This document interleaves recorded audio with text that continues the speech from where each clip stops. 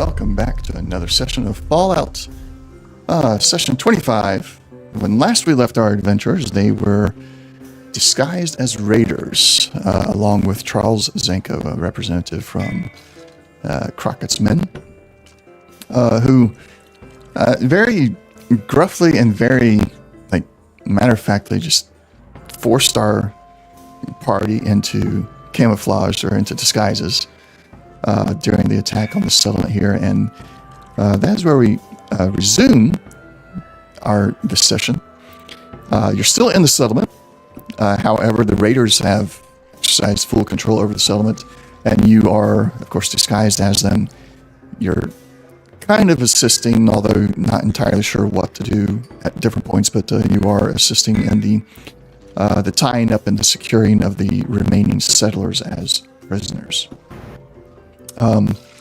You see the raider leader, he's still there, he's still standing, has not had any of his wounds treated to since the end of the assault, and he is very much a man to be reckoned with. He has exerted complete control over his raiders, and he's organizing the settlers, the surviving settlers, seems like he's organizing them into groups, deciding which ones will go where, separating them out, but at this point in time, you're not entirely sure why.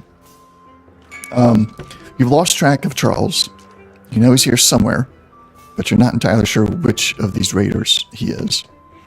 And you're barely able to keep up with each other underneath all the raider garb, because you did put on quite a bit to try and disguise your faces. So what would you like to do?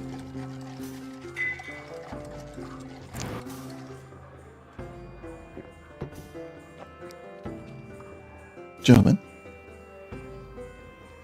can y'all still hear me? Yes. Yeah, but I had my mic off, sorry. Oh, okay. I was talking and I was like, oh, wait a second, I turned my mic off. I'm sitting there like, did I go mute? Yeah, I was being noisy with my nose, so I was like, let me turn this off while he's trying to talk. Is there an obvious, or at least obvious to Slash, a variation in the groups? Not that you can see, no. Not without a roll, at least. Gotcha. So he's not like splitting them up straight up as, men, women, children, No. Capable, incapable, stuff like that. No. Okay. He is, what you can observe with what he's doing, he is actually going up to each individual settler, and he's taking a good 30 seconds or so to look at them and then decide where they go.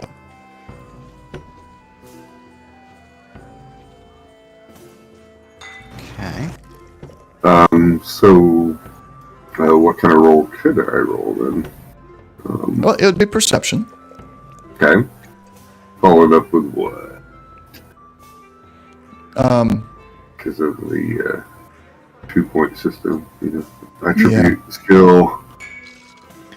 Let me think here. We're going to put it with sneak, because you guys are, sneak. Because you don't want to make it too obvious that you're actually trying to figure out what he's doing, but yeah. All right, you succeed.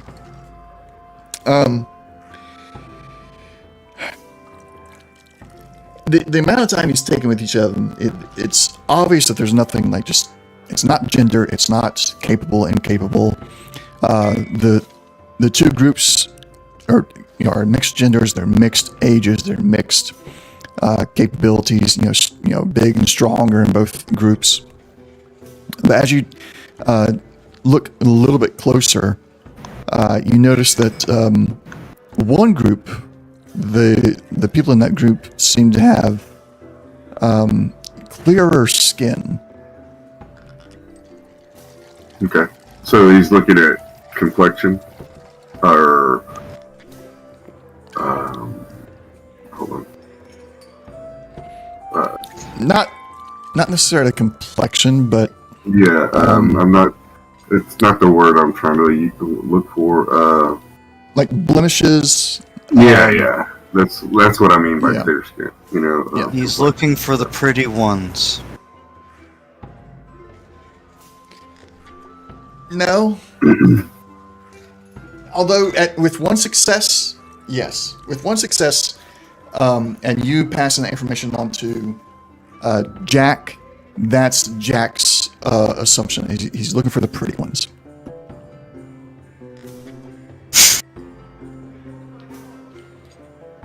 But I've already kind of let it out of the bag a little bit. That's not exactly what it is. Right. But I mean, from our perspective, it probably could be. 'Cause, Yeah. You know. Now, if you wish, since Jack has not done a check yet,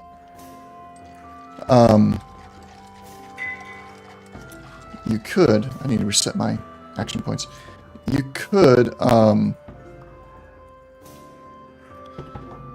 Jack, if you want to, you could do a check as well.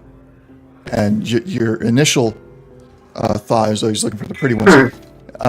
But wait, I wasn't done. Because you did the wrong roll. Okay. It's going to be medicine for you. Perception and medicine. Okay.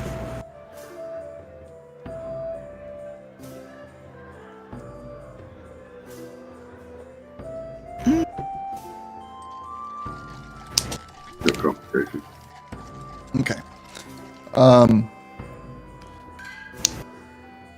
Sorry, I just had to do eye drops. It's never fun. So Jack, you realize that you're also, with your unique connection to radiation, he is somehow separating them based on the amount of radiation they have, the amount of mutations that they have. So the clear skin is not just, oh, they're pretty, it's like they have no signs of mutation from radiation. Okay.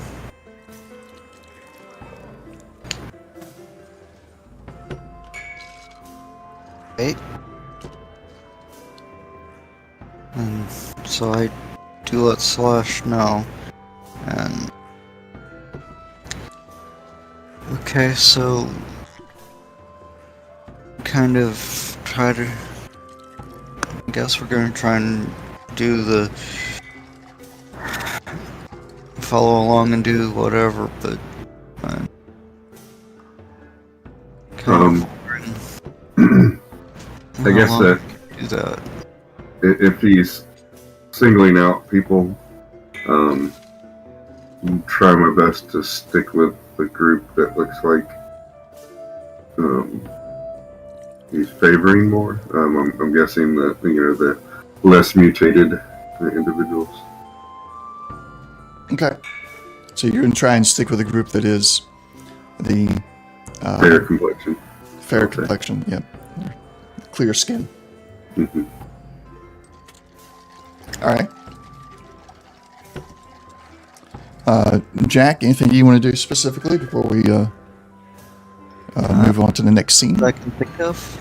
Not that I can think of. Okay.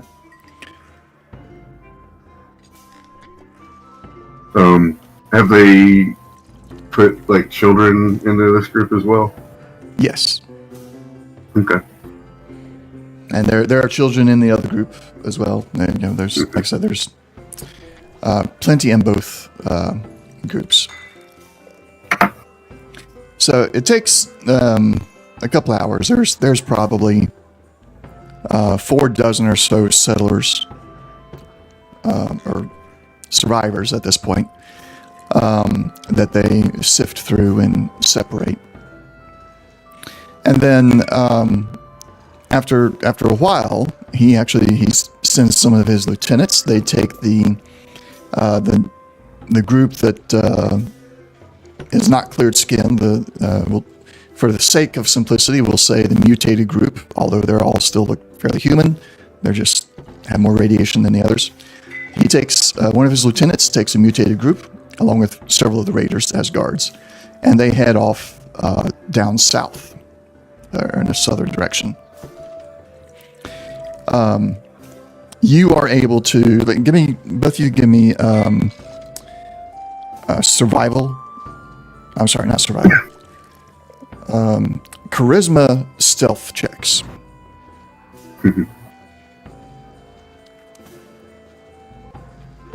Okay.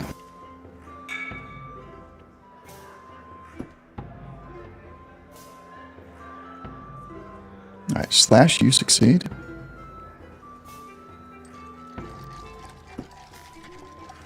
And Jack succeeds. All right. So you're both able to navigate. Not only were you staying close to the non-mutated group, you were also able to avoid getting picked or voluntold to go with the mutated group.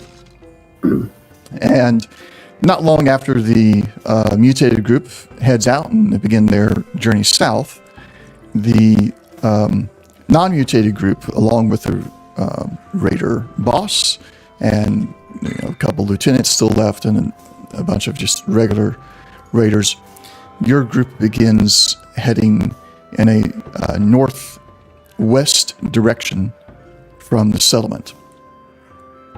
You travel for about 2 hours, and in the distance you see what looks like a metal thing. It looks similar to the in material, in texture, to the airship that you found at Ravenwatch. Except it's shaped differently, but the material and the texture is definitely the same. You're still too far out to get a 100% identify this is one thing or another. But you see the similarities between that and the flying airship at Ravenwatch. Okay.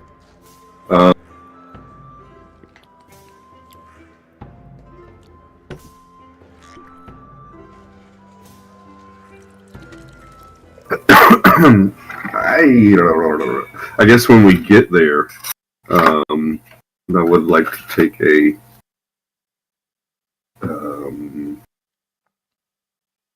cautious look at the pattern around this thing and see if it looked like anything like the pattern, like wind pattern and blah, that that we saw like a couple weeks ago, with people being taken from Carbon. Okay. Anything you want to do before you get that close?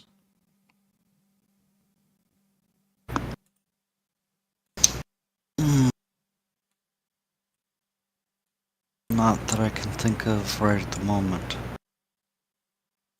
Yeah, don't want to be too. I mean, like, my natural instinct is to try to feed the kids or give them water and stuff, but, I don't want to be too, attracting attention to myself, so I don't, probably just gonna keep my head down and try to figure out what's going on as much as possible. If, if anybody's talking or anything like that, I might, try to listen into their conversation. But. Okay. That's an actionable thing. Use another charisma stealth slash. I'm sorry, not charisma stealth. Perception stealth.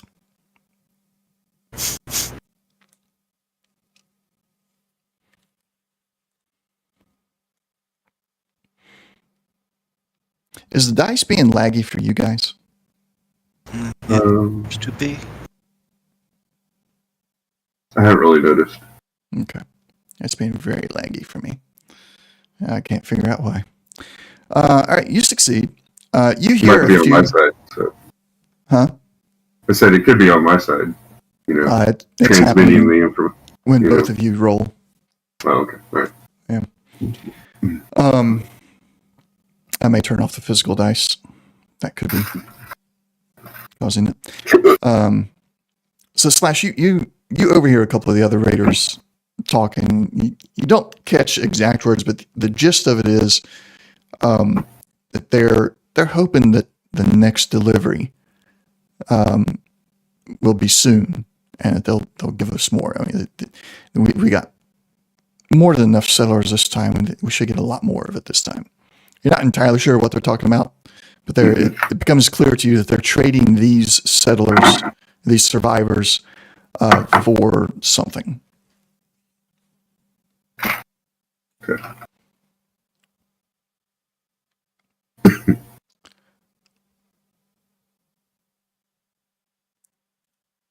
Okay. Will you try to share that with? Yeah, I will try to catch back up with Uncle Jack, and as quietly and oh, there it is. As quietly and yeah, without trying to attract any attention to myself, I'll let him know that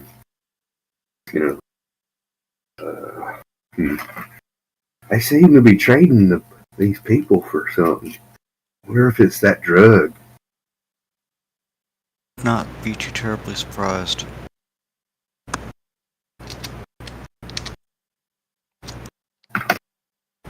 I ain't never done this much before. I'm getting kind of spooky, but I'll keep my head down.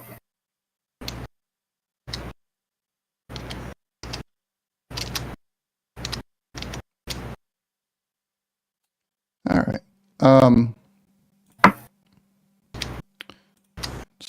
Let's see where to go. After another 20 minutes or so, after having seen something in the distance, and it's clear that you're going towards this item, after about another 20 minutes, you get closer and you see that it does have 3 sets of propellers, 2 facing upwards and 1 sideways on the tail. And there appears to be a couple others, not too far off as well. They are painted in black, and let me pull up an image here.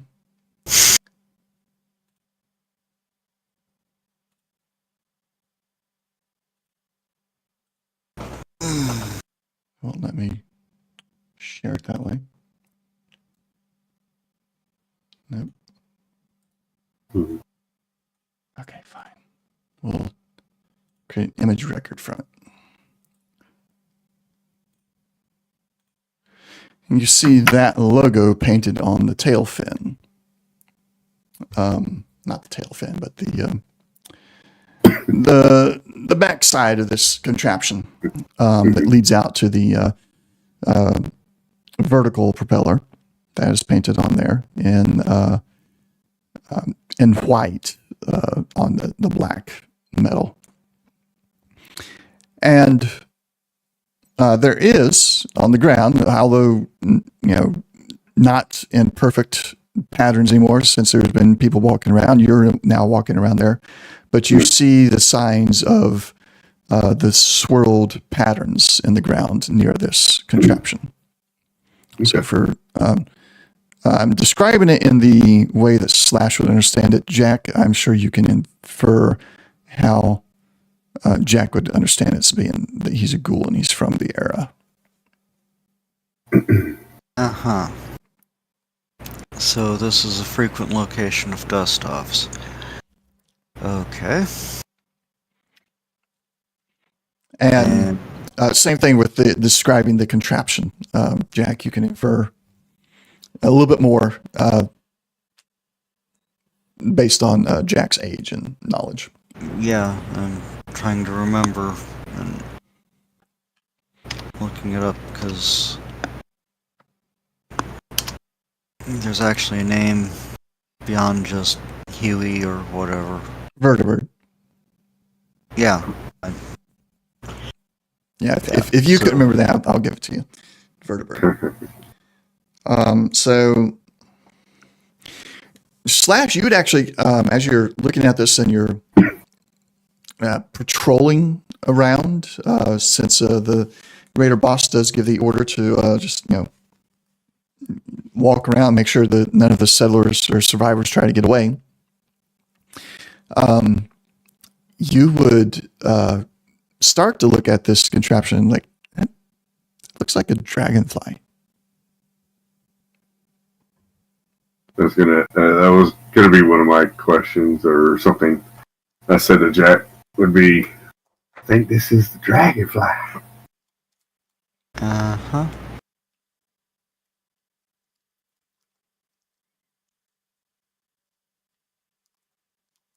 Would you like to do anything in particular while you're here, or just try to just keep your heads down? What's your plan? So what are they doing? Are they just loading them onto the plane, onto the bird? Excuse me. They haven't started loading any of them yet. Mm-hmm. But there is a conversation happening between the raider boss and one of the personnel from the Dragonfly. And do they look like raiders, or are they dressed differently? They do not look like raiders. Okay. Let me get. Well, I guess I don't actually have. They didn't put any Enclave anything in the rule set because the rule set's based off Fallout 4 and the Enclave does not make a showing. So do they look like what I would picture a Vault Dweller, or are they wearing, what are they wearing, I guess, basically? their clothing is very clean. It is gray. Sorry, my fans keep spinning up. It's a gray clothing. Several of the ones out there are wearing no armor at all. It looks like a very snazzy outfit with a holster on the side. You see that they're carrying plasma pistols, and they have on short-brimmed caps.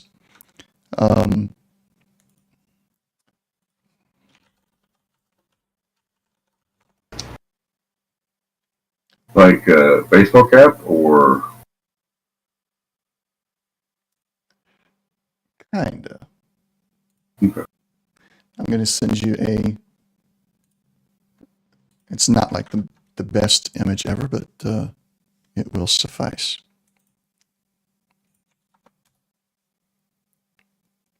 I just put that in new game ideas. My bad. There. So those are the majority of what you see standing around there, and you do see a inside of the vertebrates or the dragonflies. You keep catching glimpses of some bug-like face with yellow glowing eyes. Inside the vertebrate, you said? Inside the vertebrate, where it's very dark. You don't see much inside, but you catch the occasional glimpse of a bug-like face with glowing eyes. Okay. Is it good enough glimpse to try to determine if it's somebody in a mask or actually that's the person or creature? Without a roll, you don't know. Okay. And it'll be a perception stealth, and it'll be difficult because you notice that none of the other raiders are even taking a chance of really looking at the insides.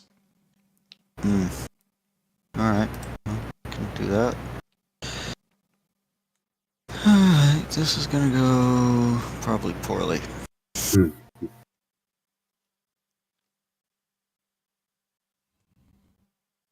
Hey. So Yeah. you're able to keep yourself from being really seen, but you find no way of really getting a good look without making it obvious. Okay. So how do the other raiders, what is their posture towards either the people or the excuse me, these well-dressed individuals? What how are they acting around them? Because they're big bad raiders and stuff like that. So do they seem to shy away or not? So their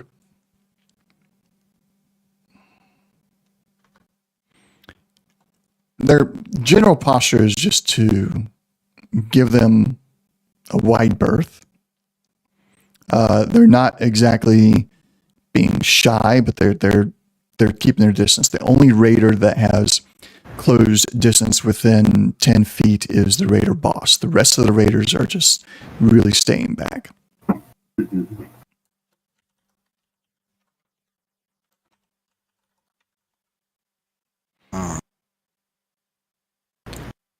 Nobody's getting anywhere near the vertebrates. No. Get it?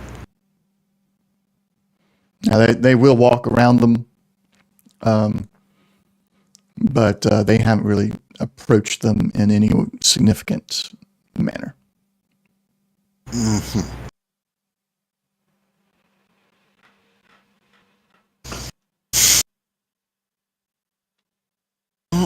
Can I find Charles? You can certainly attempt to look for him. I will change the difficulty to 2, and it'll be another perception stealth, because you're now looking at faces of raiders, and that's also going to make your face become more apparent. Notable. Okay. That was close.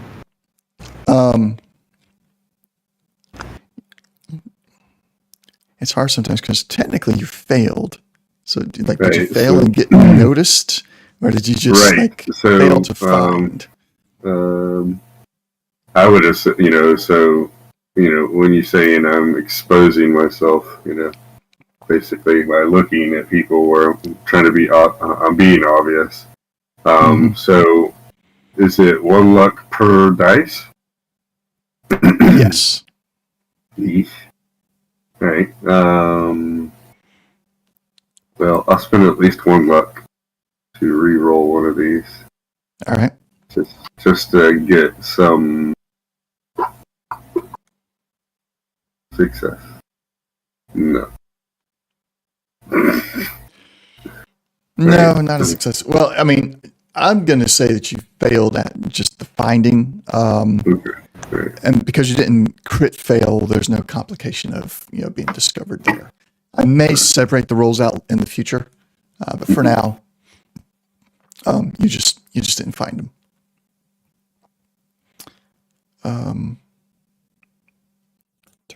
There we go. All right. Jack, anything you want to do before we we're kind of wrapping up this round, then we're going to move on to the next round.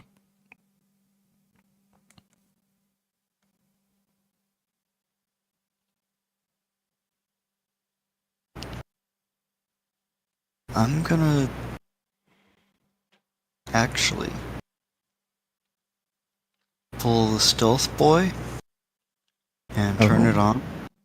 Okay.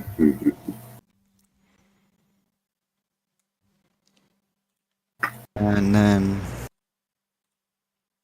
try to go up one of the vertebrates while I'm stealthed and basically try to stuff one of the grenades so that it's prepped but not... Well, pull the pin, don't pull the spoon, set it up so that when they spin up the engine, if I can get it thusly, so that the spoon pops off, and basically try to sabotage the engine on one of the. Is it just one vertibird, or? It's several. Yeah, there's a few out there. All right. So, boy. Yeah, I'm sure there's going to be a really nasty roll involved. Yeah, there is, and I need to. This was a slightly unexpected turn, so I need a moment to prepare a possibility, depending on how your roll goes. Yeah. Let me set this up because this was not. Monkey wrench? What? Monkey wrench, yeah. That's good. It's good. It's a good monkey wrench. Is this a one-time use, the stealth boy? Yeah. Yes. It lasts for 3 rounds, and That's it. in order to get another one, I have to go back to Ravenwatch. Because it's the only place we know of that we have them. Mm-hmm. That's correct. Put that there. I need.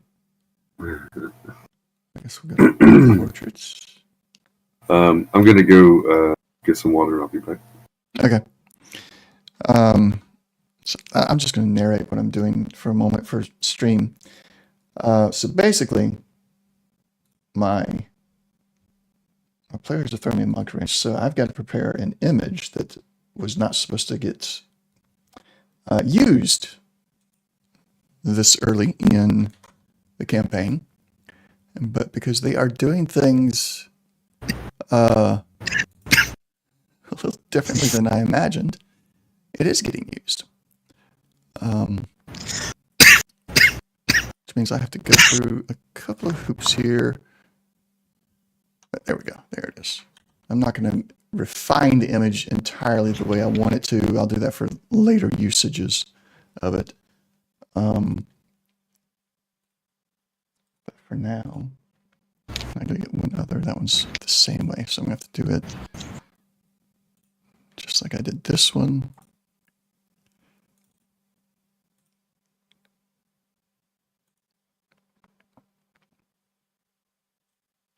Put it there. Over, and then that one's also going to be a token. I think that'll make it show up correctly. Refresh that. So these images won't have like the green that I usually do on there. But there'll still be fair representation of what's happening.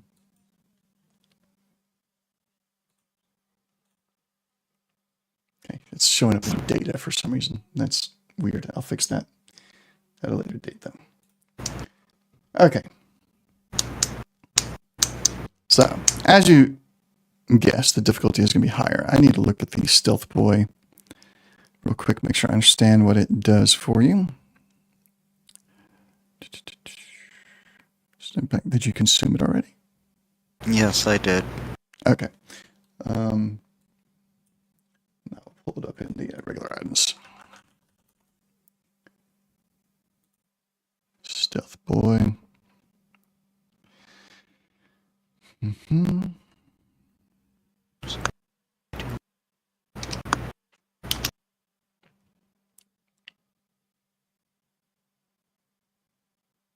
Three full turns, your current turn, your next turn, and your turn after that. After which it ceases to function and is junk. When activated, a Stealth Boy renders you and the equipment you are carrying nearly invisible. Enemies add a +2 to the difficulty of all tests to spot you. They may still hear you or notice your presence in other ways if they're looking hard enough. In addition, even if you have been detected, The invisibility increases your defense by 2. Okay. Good. I understand that. So it's really going to be a roll on my part. But it's going to be 2 rolls because you are going to be interacting with the environment. You're not just observing. So you're still going to have to be stealthy in the noise that you're making. And the moment you let go of that grenade in whatever position you're trying to position it, it becomes visible. Yep. So I'm going to set that in difficulty for you because you're trying to be really, really quiet with something that is typically not quiet, like pulling the pin out of the grenade and then it touching other metal pieces while you're trying to wedge it in there is not a quiet thing. And it's not naturally a quiet thing. So it's going to be difficulty 2, and it is going to be just a basic stealth now with its default attribute. And ready when you are.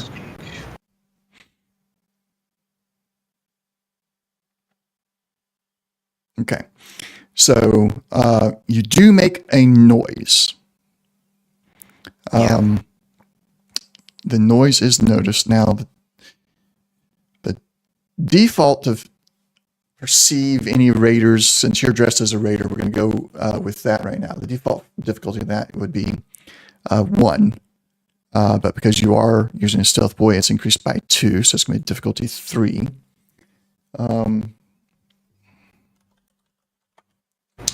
So I don't have any Enclave NPCs there, so I'm going to have to jury rig with that. Would it be this is the equivalent? No, that is not the equivalent. There's the equivalent. All right, let's drag, drop, make a copy, and then rename it.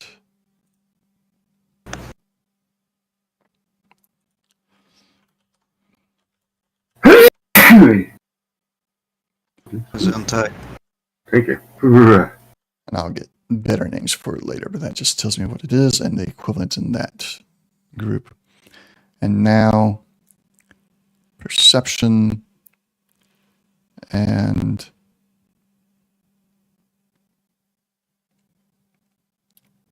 I have to look at your skills. Perception and survival, I think. Survival is a 0, so it's just going to be his perception, which is a 9.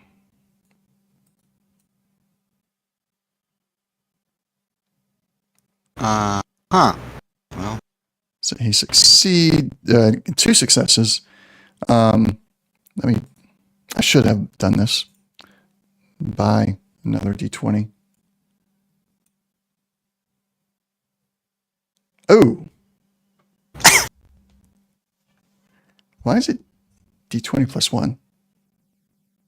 That's weird. Huh?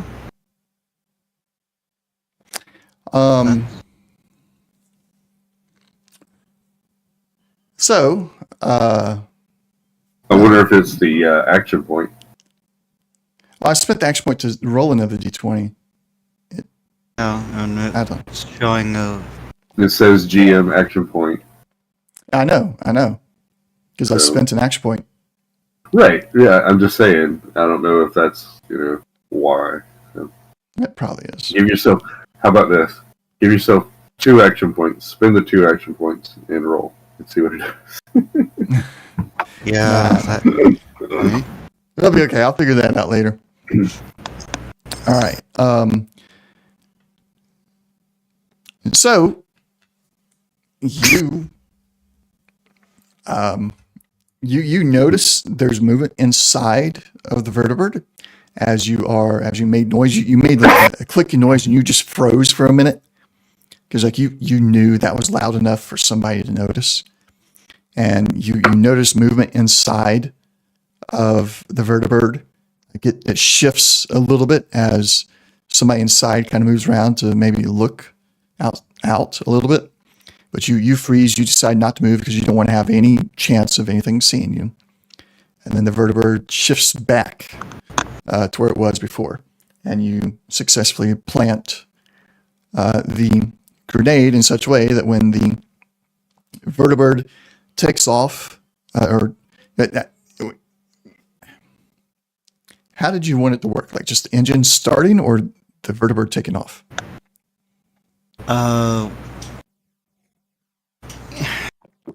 The engine's starting, but Okay. So I hope it doesn't pull the pin and drop the grenade right out of the engine. But that you believe? Well, let's do this. Do a. This is a session of rolls that are not combat rolls.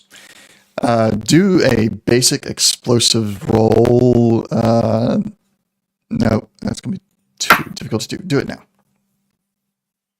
okay.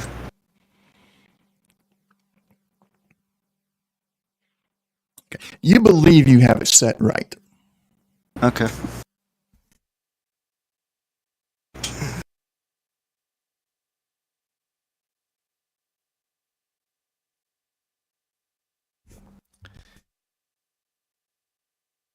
Excuse me, I had to sneeze. All right, so you believe you got it set right. We're going to go ahead and move on to what would be the next round. We'll go a couple rounds. Your stealth boy has worn off now. You're back kind of patrolling with Slash. And the men from the dragonfly, the giant dragonfly, have now brought out a case, several cases, and set them down on the ground for the raiders. Once they've stepped back away from the case, a couple of the raiders step up and take them. And the raider boss waves the leader of the prisoners forward, and they begin handing off the survivors to these men from the giant dragonflies. What would you like to do? So are the raiders running over and grabbing said stuff? Like personal, or like, oh, well, the rum's here kind of thing, and they rushing off and grabbing the rum kind of thing. Give me a perception stealth.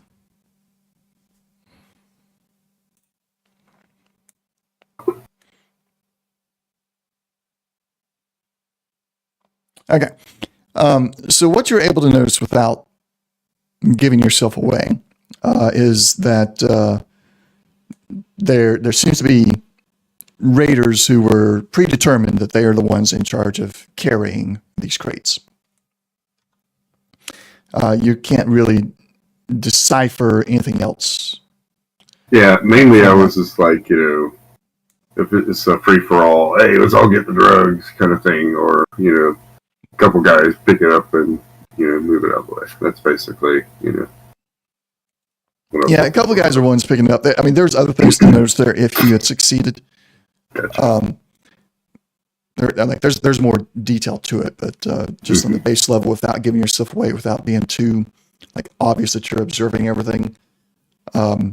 There's two raiders. It's their job to carry the crates. Yeah. Basically, I was making sure that I stayed in character. Yeah. So if everybody's rushing off to get a piece, then I was going to rush off and grab me one too.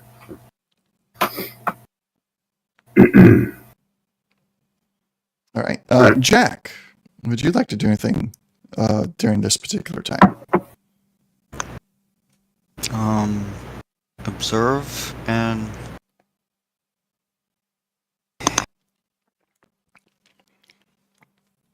Anything? Go ahead. Well, since they have only certain people collecting the crates, I can't just come up and grab one, so we'll kind of watch where the crates are going or who's got them, but otherwise try to hang back and not be singled out as an issue. Okay. So, it doesn't even take a roll to keep up with who's got the crates because they're big crates. They don't have anything to really carry them on, so they're either carrying them by hand. It looks like one of them might be actually stringing it up, putting string around the handle, and then it's just going to like put the string on his body like a harness and pull it. But it's very obvious who's carrying the crates. So is there anything in particular that you want to try and look for, or are you just going to be real like blend in and not try and take any specific actions to look for stuff? Well, I'm presuming the crates are opaque, so I can't see anything in it. Yeah, correct. They are solid. So They're metal. Yeah. So I'll just try not to stand out as just. Okay.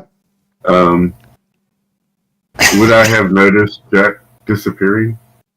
Not like in the act, but where's Jack? Kind of thing.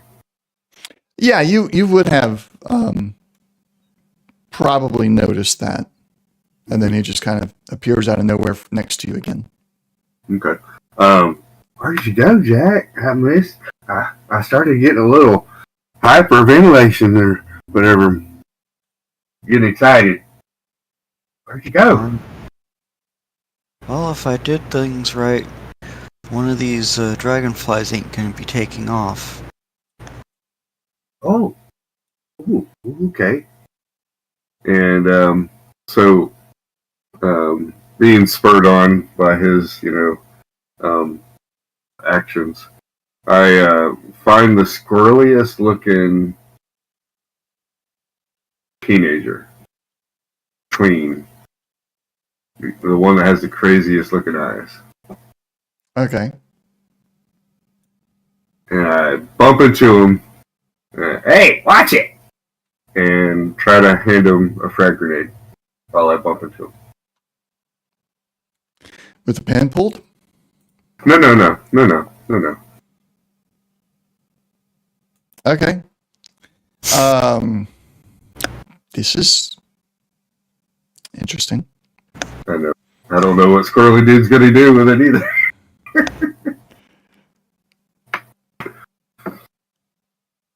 Don't have a pickpocket, so it's going to be. I don't have a steal either, so it's going to be. Would it be? Let's see. We got sneak. I think pickpocket and stealing is all coming underneath sneak. Yeah. It says find enemies hiding, case a building, move silently, stay hidden, stealthy movement, and any physical actions you take not to be noticed. Yeah. Yeah. And its default is agility. Yeah. Would I will this let be you a choose. charisma? A You can charisma use sneak? charisma or agility with sneak on this one. I think I'm going to charisma sneak. Because I'm also like, looking at this kid in the eye, like, I got you a toy. 7 and 8. That is, you succeed.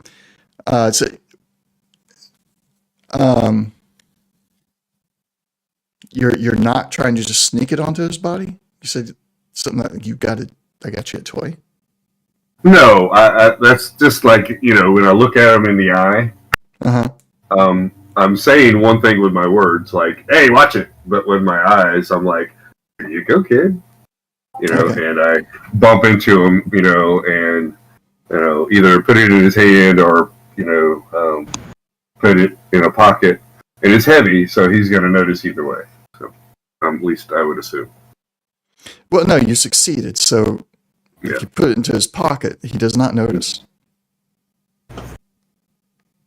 So I really need to know the intent here. Are you trying to sneak it onto his body, Or No, I'm trying to give it to him. give it to him so he knows that he has it, but you're trying to prevent other people from noticing that you're handing it to him.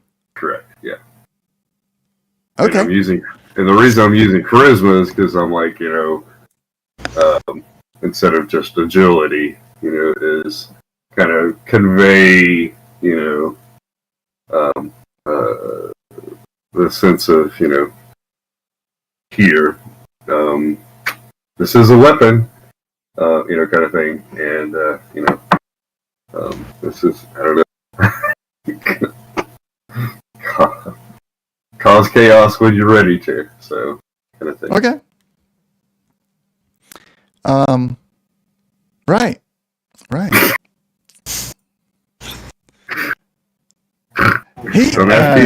Don't ask PCs to get close to the bullshit, because we will create it. Excuse me, sorry, my language. He's not quite like teenager or anything. He's maybe, maybe teen, like 19, 20, not much older than you. Got it. And he looks at it, his eyes go wide and he's like, thanks, man. And he puts it away in his pocket and, then he goes back to, keeping his eye on everything he's supposed to over here and watching the survivors get transferred, and he glances over at the crates every now and then. All right. So we're going to move on. It takes a little bit, but all the survivors get split up between the different vertebrates there. And they're loaded onto the vertebrates. You hear a few shrieks from inside. As Jack, which one did you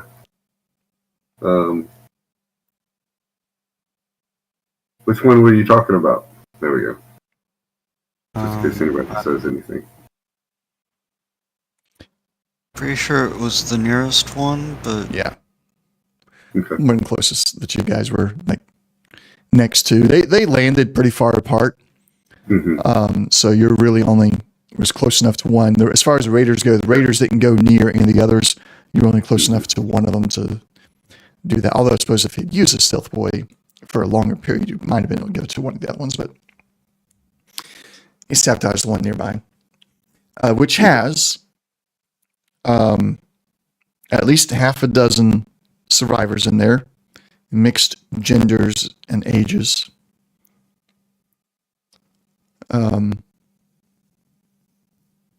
And then you hear the engines begin to spool up.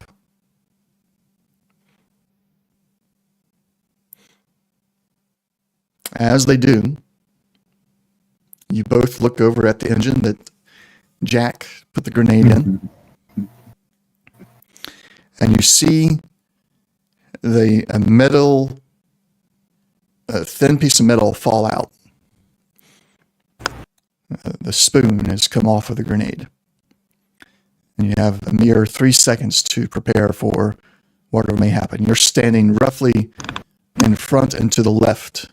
If the pilot was looking out, he would see you in the front and to the left of the vertibird. The grenade was in the engine on the right. All the other raiders are beginning to turn away. There's still some raiders out in front to the right, so you're not the last raiders there. Spoon falls out, and about 2 seconds later, you see the pineapple-shaped grenade fall and explode just as it exits the engine.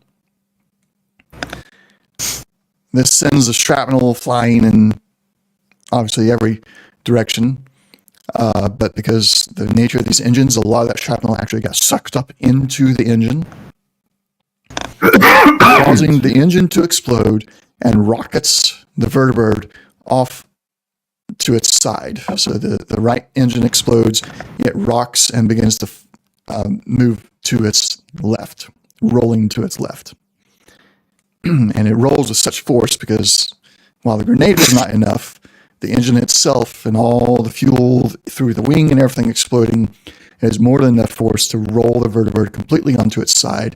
The shrapnel flies off of it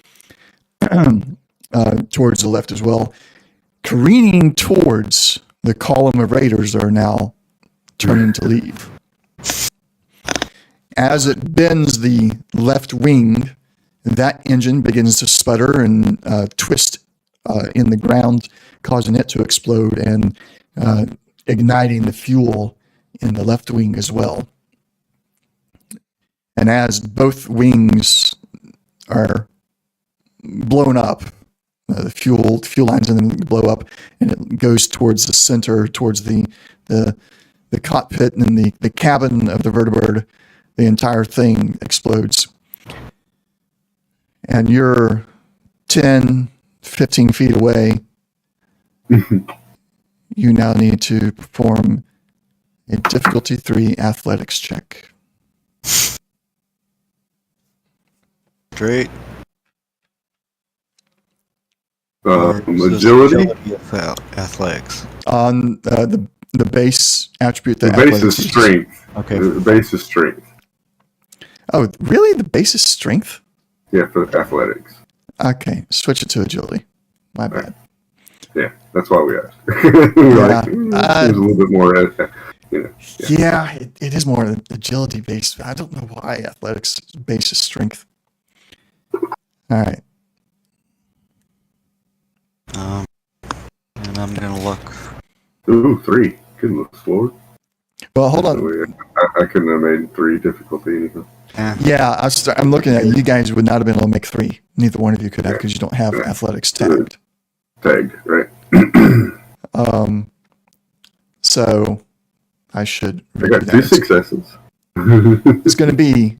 I'm moving the difficulty down to 3, or I'm sorry, down to 2, because while it is a very difficult thing, the fact that you don't have any action points and you don't have those tagged, difficulty of 2 is more than enough to make it as difficult as I wanted to, which means Slash, you do succeed. Jack, you do not, even after re-rolling. Yep.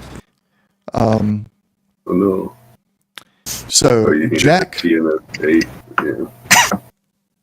going to take some shrapnel damage. some shrapnel. Uh-huh. It's a 5D. Ow. Take 5 damage, as well as mark your torso as bleeding.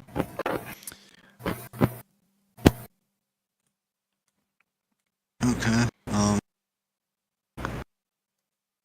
You can go and bandage up everything else. If either one of you have anything that's injured, get it all bandaged, and then Jack, just leave your torso as bleeding or as injured. Okay.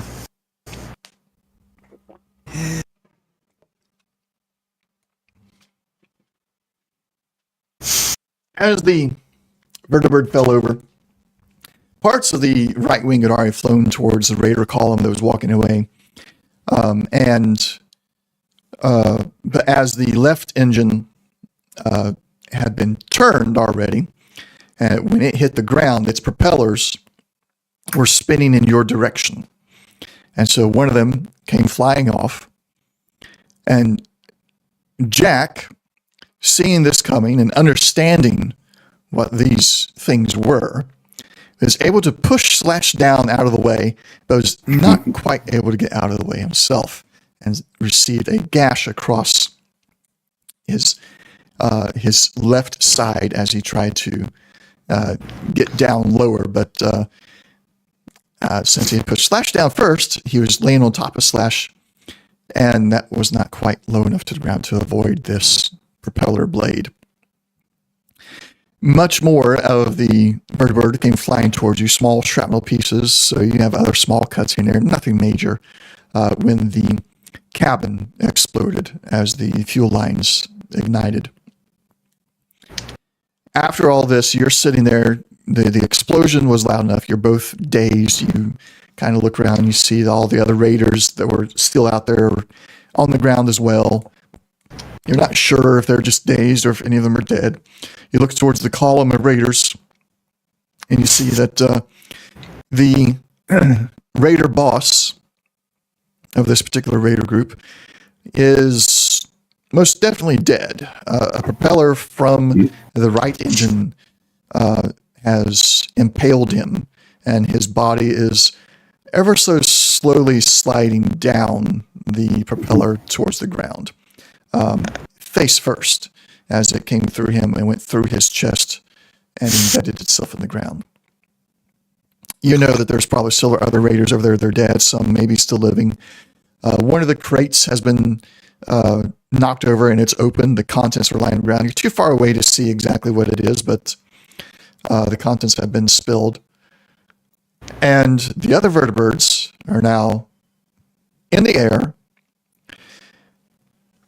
and their weapons are firing upon all that they see that are remaining on the ground.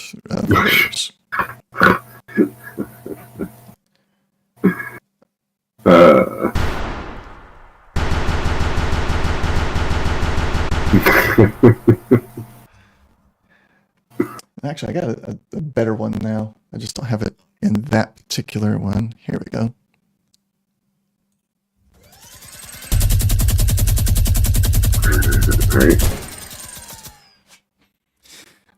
As they fly overhead, and they're angled so that their side guns, their manned side guns, miniguns, can actually find targets and fire. You see, you'll see this now. Let me get it pulled up here. Can't share it that way, so what's in here is a portrait. Man. Hold on. Let me move it over from portraits to a token, maybe.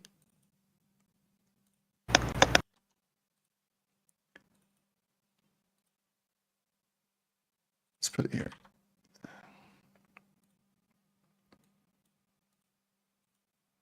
Don't tell me Charles has got on one of the vertebrates.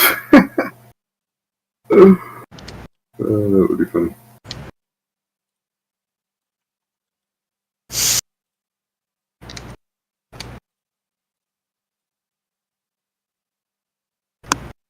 Create an image record. There. You see one of these, that is the head. It looks like a bug. It's got glowing yellow eyes. And the rest of the body is fully plated. It is much larger. You don't think you've ever seen a human being that large. So you're assuming that this is similar to the power armor that you've seen Tang use, except it is very different. It's painted black. The head shape is obviously very different, and there are hoses coming out of the head as well, which is not typical of any power armor that you've seen in the past. And this is what is manning the minigun on the side of the vertebrates, firing at everything, every raider that's still on the ground. So I need a survival check from both of you. Difficulty is 2. So, can we play possum? That's what you're doing. Okay. What kind of survival? Survival is normally endurance, I believe. Yep. Normally endurance. Yeah, it's going to stay endurance for this one. All right.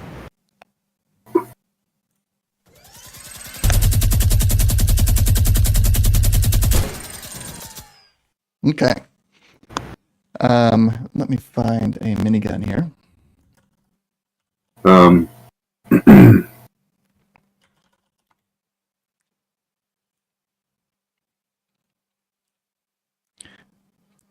Do I notice Jack's wound, I'm guessing? You will. However, there's not much you can do about it at the moment. Okay.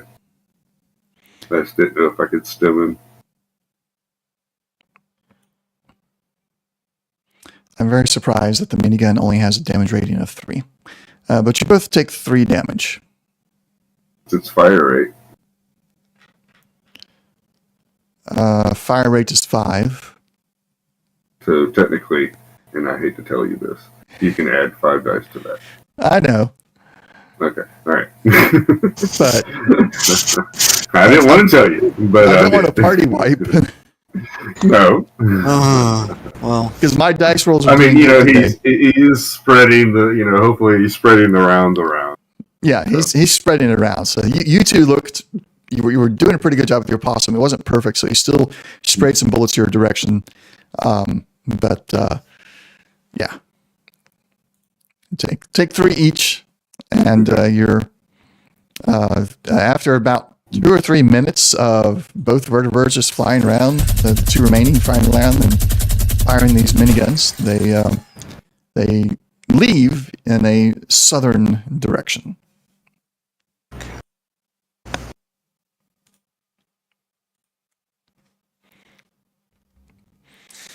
So we went north, and then You headed north from Got the it. settlement that was raided. Got it. All right. Half of the raiders went south with the prisoners that they were not handing over. You went north with the prisoners that were being handed over, and then the vertebrates themselves, after ensuring as much as they could that everything on the ground was dead, they went south. Okay.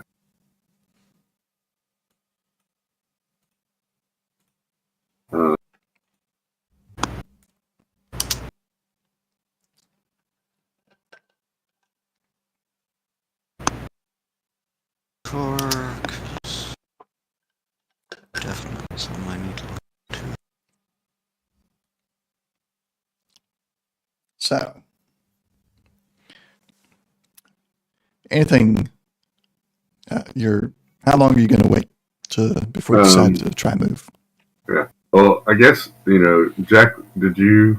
You were pretty wounded from the experience beforehand? Did you heal up? I hadn't. Okay. So I remember him. me off and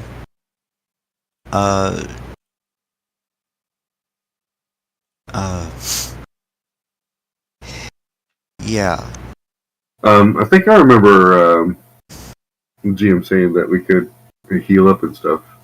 No, Nope. Okay. Couldn't heal. So I don't think you heard that. nope. From the last session, that's basically what I was remembering. I mean, I didn't get wounded, so now my head's wounded. So what I was saying was that you could do the injuries, Oh, that's right. Okay. but wounds themselves, there was the raiders didn't have enough time, and you had looked around and was like, we don't want to pull out our stim packs because then that makes us look. Yeah. So injuries, yes, but wounds, no.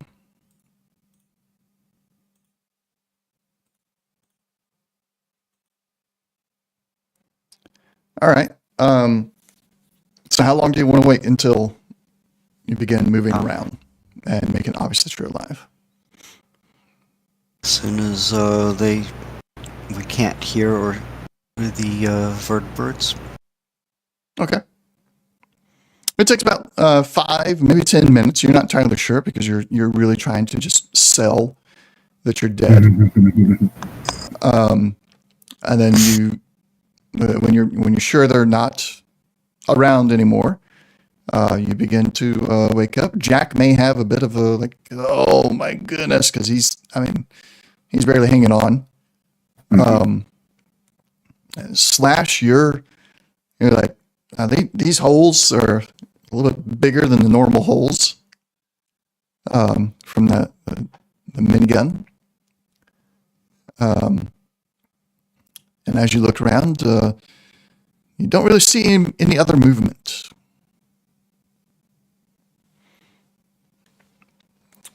So what would you like to do?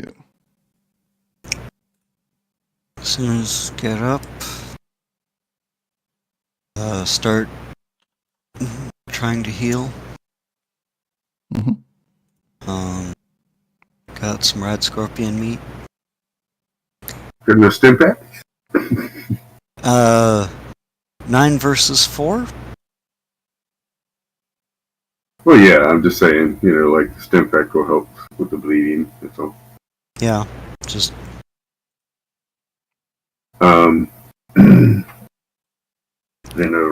Rad scorpion meat. So beneficial.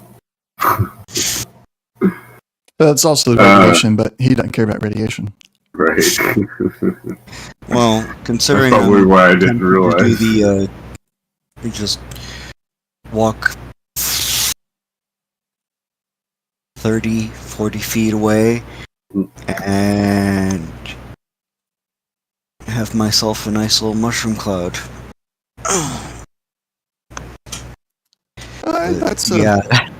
That's an option that I kind of want to keep in reserve.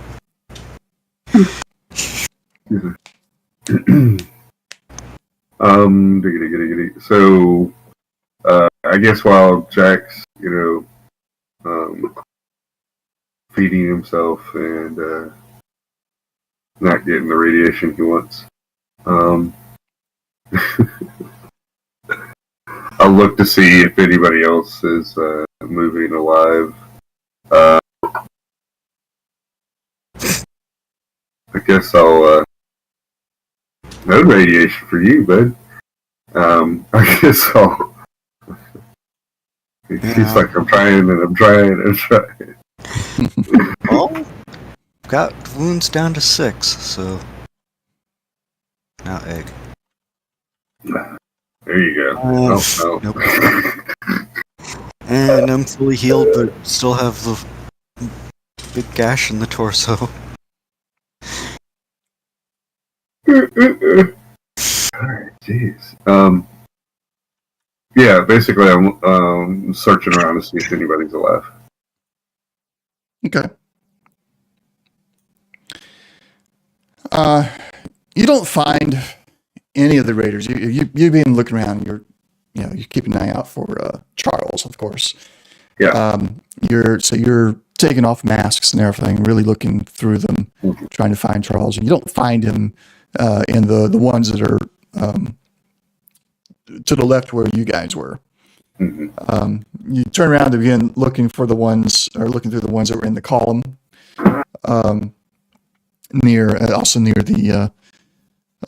the crates. And as you turn, you see a person standing over the crates, going through them, looking at it. Dressed in raider garb, but you notice a bit of a bulge on his back that could be a weapon. And there's a combat rifle sitting on the ground next to him. Does he? I remember him having some kind of distinctive weapon. Yes. Yeah. And such. Do I recognize that as I'm going to walk over that way? Okay. As you walk over, he's not trying to keep the weapon hidden so much anymore, so the cloth that was covering it up has fallen off, and you do notice this this weapon that looks like it has a laser, part of a laser rifle on the backside, and a very thin piece of wood leading out to the front, where the focusing crystal is at the end of this makeshift barrel. And you realize that this is indeed Charles Zenko. He's looking at the supply crates. Now that you're close enough, you realize that this is full containers of the medicine that you've been encountering, that the raiders have been using. Or not medicine, but drugs. Whereas you found a bunch of, you have encountered several empty vials. These are all full, and there's hundreds of them. Okay, well. Once I'm done eating, kind of follow along, so. All right.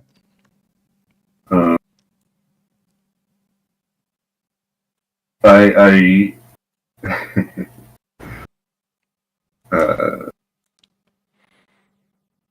raise my gun, kind of point it at him and say, "We ain't come up with no secret words or anything. What's your name?"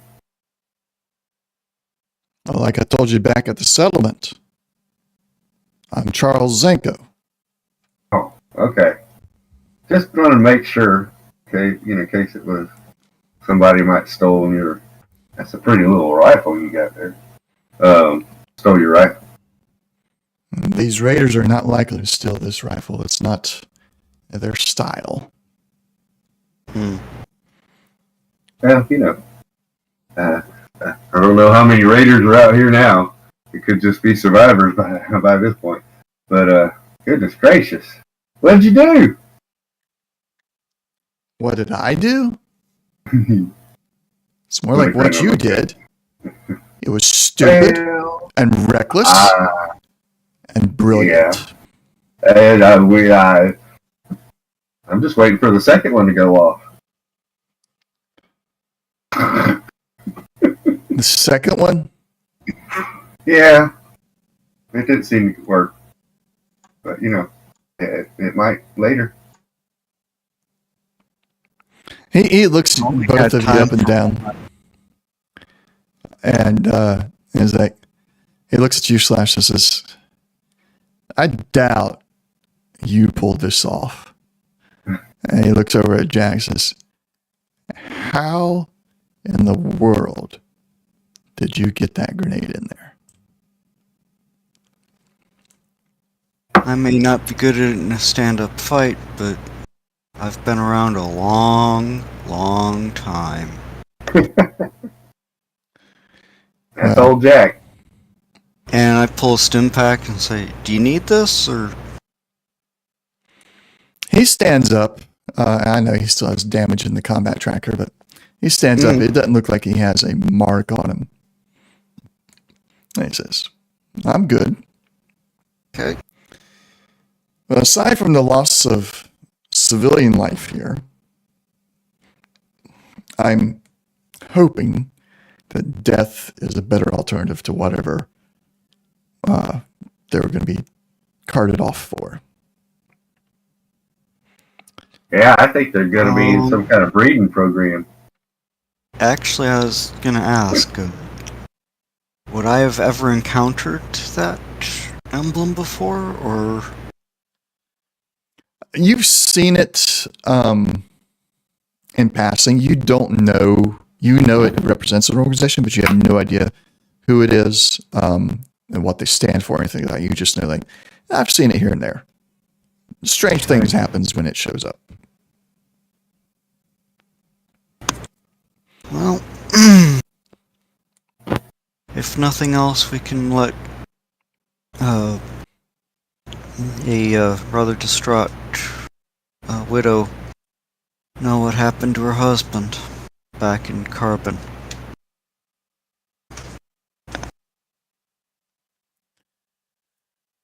Well, we're assuming that is the same thing that happened to them. I wouldn't go that far, since Carbon has not been the direct assault of any raider group, whereas this settlement here, the entire settlement was attacked, and half of them were taken for whoever this group is. Yeah, we had somebody who disappeared and was disappeared. Basically, he was kidnapped, and one guy said it looked like a dragonfly had taken him away, and those kind of look like dragonflies to me in a way, at least from what I've been told. While that's a good lead to follow up on, I wouldn't say that's definitive proof that you would take to the widow. Well, yeah, all we can take to her is we've got one more step towards possibly figuring out who kidnapped her husband. That's as far as I figured we could go. Yeah. Well, I've got two tasks for you. Now that we have these crates, I think we should get a full vial to that doctor that you rescued not too long ago, so that he can begin experimenting on it in earnest instead of working off of residue from empty vials. And two, There is another group here that has recently arrived in the area that may be able to give us some insight into these flying dragonflies, or these giant dragonflies. I'll mark them on your map for you, and he shows you an area. Do you guys still have the map open? Yeah. All right. So if you look up north, you'll see the territory colored in gray above Carbon. Yeah. That is the area that he marks, and you should see the kind of like the hollow star up there, indicating that you've not been there yet. Oh, way up there. Okay. Yep. Got it.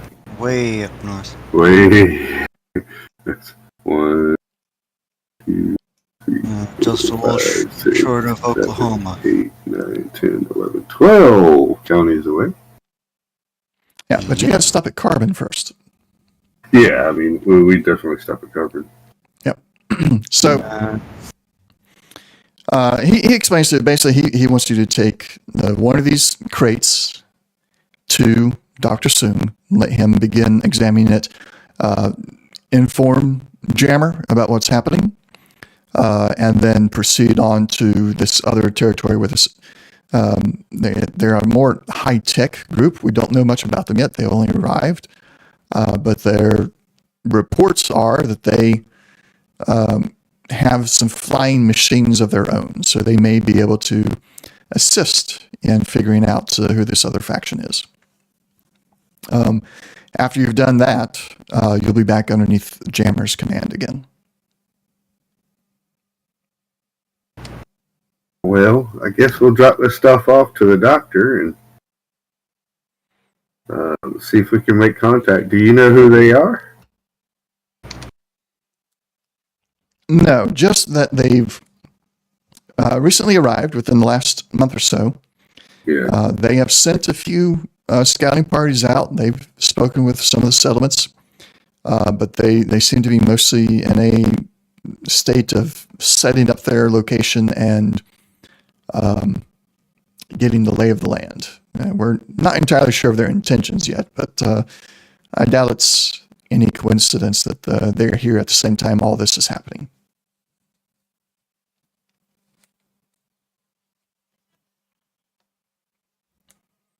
I wonder if they're Yankees. All right. So 1 crate for Sorry. Doc, and then how many more crates beyond that? There were a total of 2 crates. The one that fell open is the one he's kind of handing off to you. Okay. And the other one, you're not sure what he seems to be intending to do with it, but he's only handing one to you.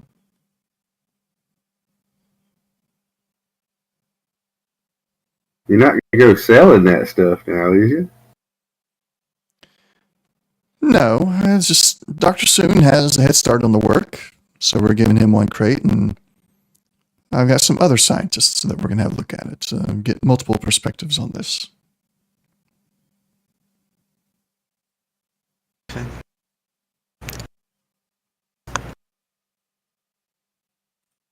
Insight? Okay. Dude. The charisma or perception. Let's see, what would that be? That's going to be... Speech? It's going to be perception speech. Okay.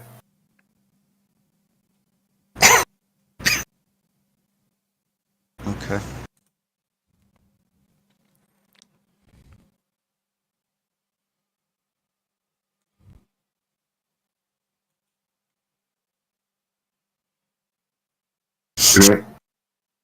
As far as you can tell, he's telling the truth.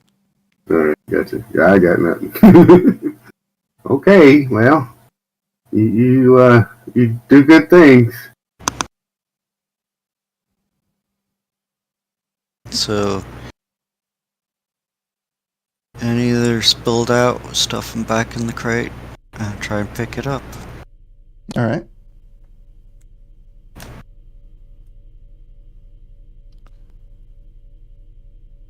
This big crate, little crate. Medium-sized crate. You could probably hook it up to Betsy or Honey and have them drag it. Okay.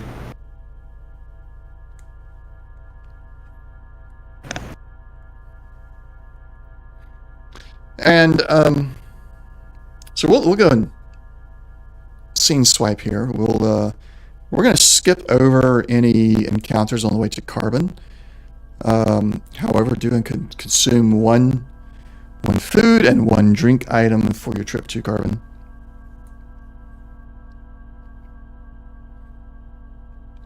And then let me know when you're ready for your arrival there. However, let's go and take a 5-minute break. And we'll be back in, see what time. Let's say 35 after.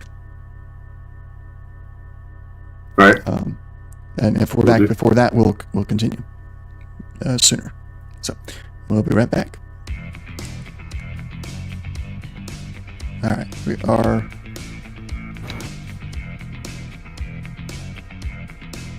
on our be right back screen on stream. I gotta use the restroom real quick. Be right back. I get where we're at. Okay. That would have been helpful earlier.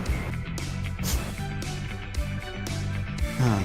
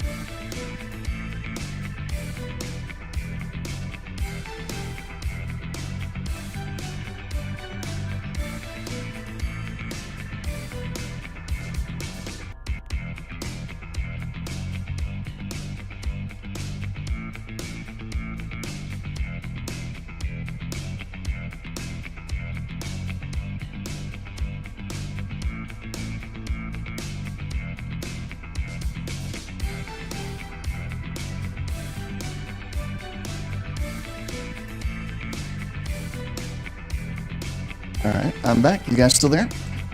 Uh-huh. Got Sean. Where's Jeremy?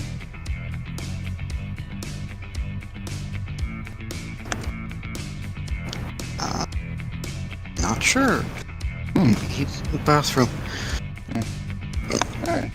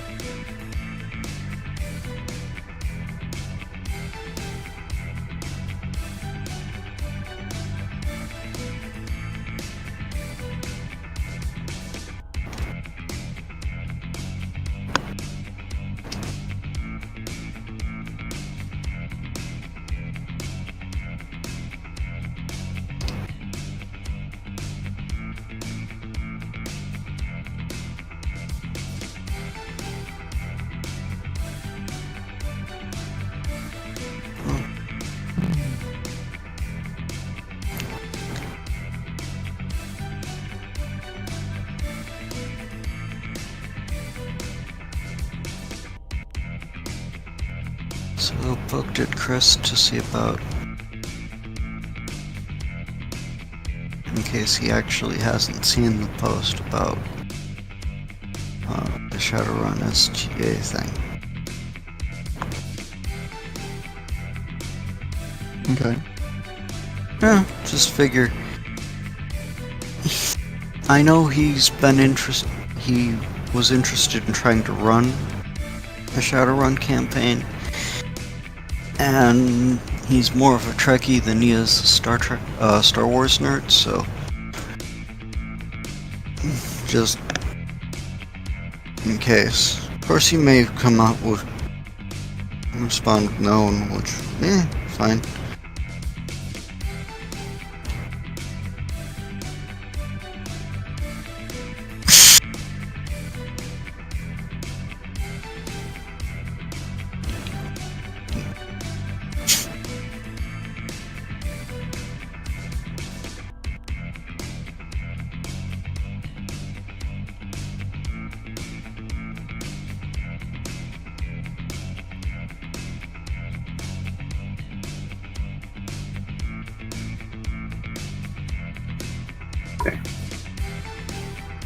Alright. You back, Jerem? Yep. I wish some of this armor would stack. Like, I've got a heavy coat that has, like, +1, to the defense, but it doesn't. I take it on or off, it doesn't seem to do anything. So Yeah, most no games, stacking. most TTRPGs don't let armor stack, and I don't understand why. So if you wore them both in real life, they would stack. Yeah, and the best I've ever heard of for that was a matter of weight. And doesn't really make that much sense to me most of the time, Yeah. but It is what it especially, is. yeah. Because, it has the Raider armor, and then I have this heavy coat. So, anyhow, okay. Alright, we're gonna go back live if y'all are ready. Mm-hmm. Here we go. Alright. So you guys, you've arrived in Carbon, and you make your way to Jammer's stall. However, when you arrive, you see that his stall is kind of seems to be closed up at the moment. Okay. But there's other people and such around. Yeah, there's still other people around. The atmosphere is a little bit different. People are a little bit tense. And there's whispers that people are glancing over at Jammer's stall, but not much else. So that's his stall, like, basically, right here, right? Mm-hmm. Okay. So walk over there and, take the Brahmin with me, and is there anybody there? You hear name your noises stall. coming from inside. Gotcha. Okay. Hey, Jammer, you in there? The cloth doorway kind of parts open a little bit, and you see Jammer's face come through, and his his face is not normal. Like there's no damage or anything, but he usually has this joyous look. He's happy. His expression. His expression is, wow, why did that go big? It's not, it's there as an image. Not a token. Let me pull this one over. There we go. That's a token. No. Nah. He just What moved the map. heck?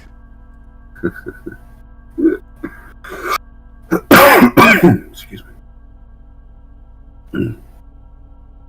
How? Okay. I'll forget that. I'll just describe everything. He's got a very serious look on. He's not cracking a smile at all. And he just kind of quickly motions you over with his hands. Kind of gives you a signal, leave the cows, the Brahmin behind, but the two of you need to get in here. Okay.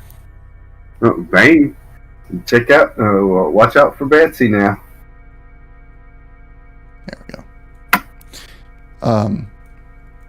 Had the wrong selector on. Oh, okay. Done that before. I got bad news, guys. Dr. Sun's been murdered. And he steps to the side and opens the doorway up a little bit so you can see in. And with his stump, he kind of motions you to step on in. And as you do, you see Dr. Sun's body lying on the ground.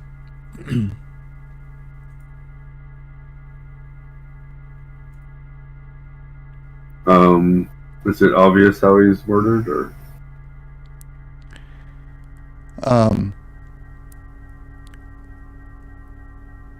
Not immediately, no.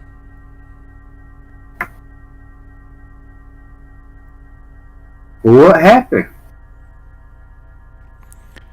I think it was my bodyguard.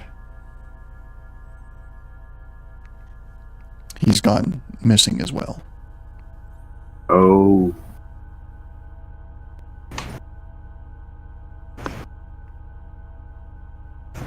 Think he was working for the enemy? What enemy, though? That's the thing. We just still don't know who. The Raiders aren't this sophisticated. They're all brute force. Okay. But he was close to finding an antidote for the addiction. One of our messengers must have been intercepted. And whoever it is that's created this drug has decided to eliminate the possibility for an antidote. Well, we did run across some spooky kind of people. And they had some flying machines that looked like dragonflies. But they had handed over 2 crates of this stuff to some raiders. We got one of them. Well, Charles has the other, so... Okay. Leave the crate here with me. I know Charles probably gave you some instructions, or hopefully hands you back over to me, but right now I need you to look into this. This takes priority. We've got to figure out who killed Dr. Sun, if it was my bodyguard, and make sure we don't have any other traitors in the ranks. How was he killed? Poisoned him? No. It was a knife, I think. But I can't do this right now, guys. I've never had anything like this happen on my watch. I just let me handle the supplies you sent back. I'll figure out how to get it to some other scientist. I'll find another scientist, and you guys, you handle the investigation, please. And you can tell that Jammer is like, just looking at him. He is. He very much seems like this is very overwhelming for him. Excuse me.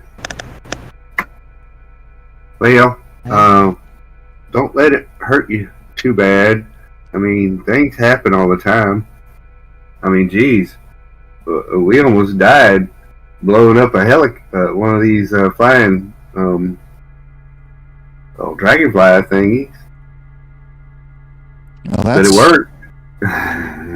That's mighty impressive of you guys. But all the more reason I need you to investigate this. And oh, yeah, they had like an emblem on there, and it looked like a C. I think that's what it. I can't tell if that's backwards or forwards. Sometimes my writing, and then it had like 12 stars around it. And I actually go through and try to replicate the central bit, just in case he actually try to distract him from the body. Mm-hmm. Okay. You ever seen that one before? Which part did you reconstruct, Jack? The center and the E. The E? Yeah. Okay. It looked like an E. I missed that part. He looked at it as, I mean, that's an E. Oh, yeah, with the stars around it. So There were stars around. I don't know. I've never seen anything like it before. Counted, there was 12 stars. But look, you guys, you handle this. You find out. You figure out who killed him and where my bodyguard went to, and hopefully he still has the research with him, because I think he took the research that Dr. Soon was working on, and we need that research.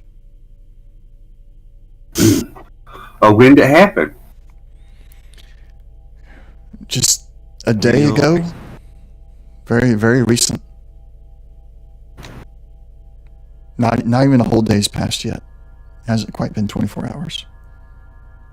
Well, I guess maybe didn't get here on time, but I guess we're good. Well, we'll check it out for you, Jammer. And I jam him in the shoulder. He which shoulder? His right shoulder. His right shoulder. Okay. He kind of rocks back a little bit, and give me a perception. Gosh, I wish there was an actual perception skill. Let's do perception speech, because this is paying attention to his personality. Okay. Now he rocks. He kind of gives you a slight smile, acknowledging the whole, Jammer. the jammer thing, and then he walks out and closes the tent behind him. All right. So basically, I guess, with due respect, I'll look at the body and see, how he was unalived. Well, how in depth are you going to get? Well, I mean, I'm going to look for a wound. See, he had to be stabbed somewhere, vitally. You can't just, stab somebody on the arm and they have enough time to bleed out and stuff. So that takes some time. I'm going to look for the wound, and then I guess in general, just search and see if he has anything on him. Okay. So I will need you to do it's going to be like an investigation here.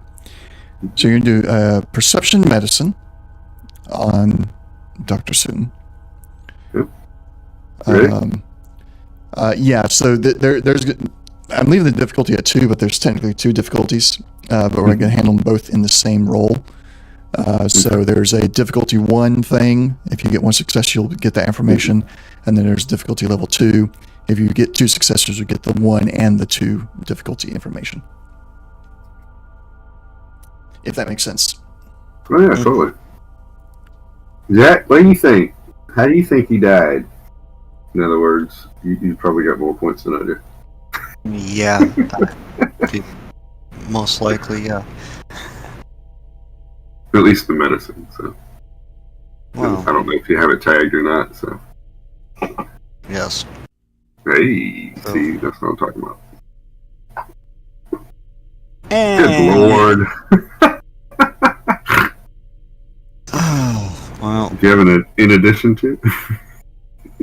Nope. Gotta get rid of the complication.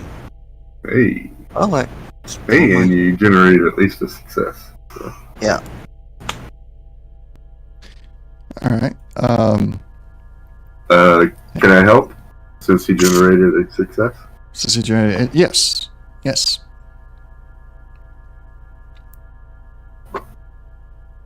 Hey, looky there. All right. So I'm making a few changes to the quest here on the fly because things are making more sense for one direction versus another. All right. So as you're examining them, you find the very obvious stab wound on the front of his body. Over the heart, multiple stab wounds, but as far as which one actually killed him, you're not entirely sure about that. But you notice that his clothing is rather rumpled in an awkward way. It is not like just strewn about from a fight or anything like that. It's actually in his right shoulder. The clothing seems to have been gathered up into the right shoulder in a way.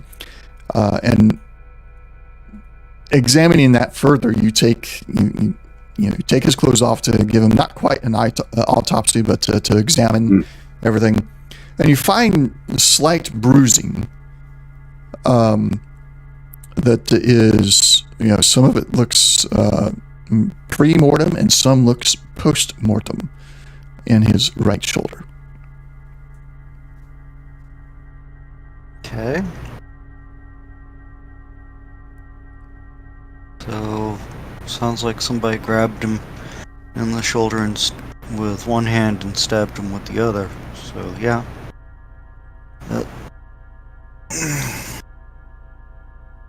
And then using force post-mortem. Huh. Okay. I'm sharing the current quest with you. And just for everybody's information, we are still on the Raider Incursion quest line. And the current quest is the Traitorous Settler. Okay.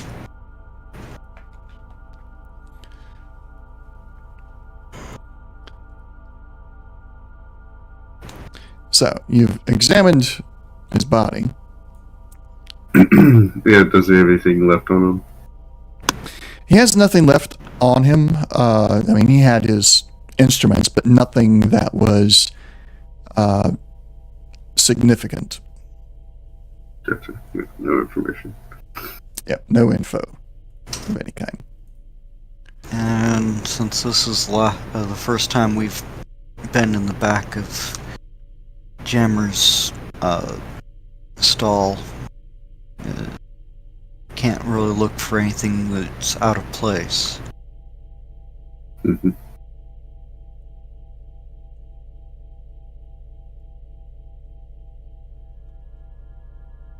Okay, well, so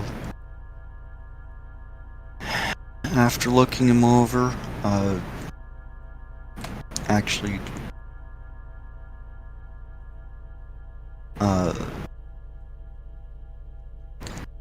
terribly discreet, but wander up to the stall next door, Mm-hmm.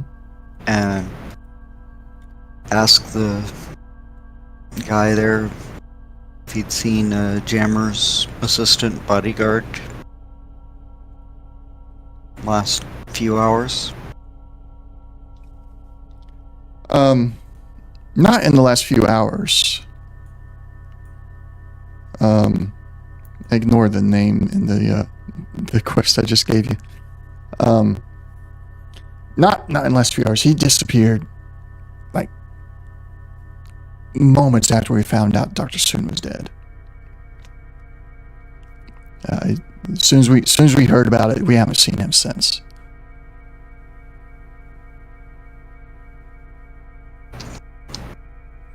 Okay.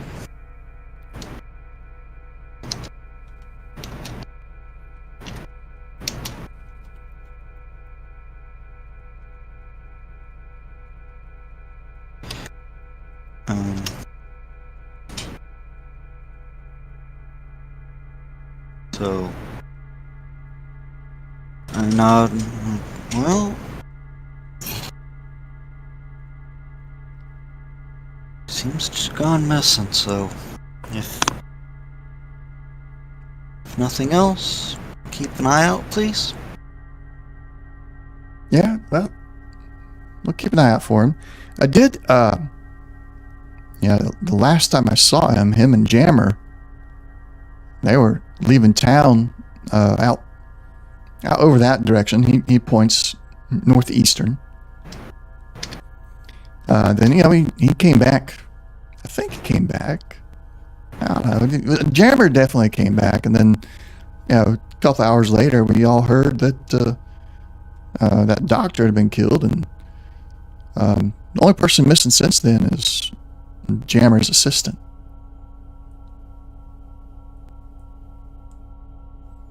Okay. I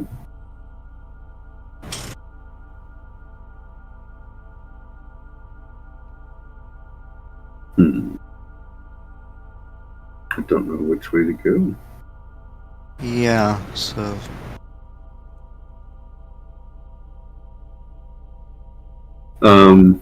Do you have options in your head for directions to go, or are you just completely lost? I do have some options. I was just about to start talking about that. Was he killed in the tent? Who, Soon? Yeah. Yes. Okay. Jammer told you, and everybody else told you that you found him, you examined him where he was discovered at. And there was a pool of blood underneath him as well, so it was kind of, that's where he was deceased. Can we get, I was wondering if Bane could try to catch a scent of something. That is a possibility. However, I will need you to be detailed in what you have him sniff, or what kind of item you're looking for to have him sniff and catch a scent off of. Gotcha. Okay.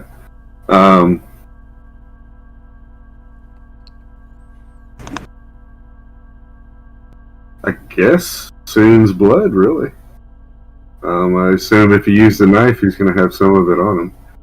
Even if he uses soap and water, it's still, hard to get that scent off of you. You have to use a chemical and that kind of thing.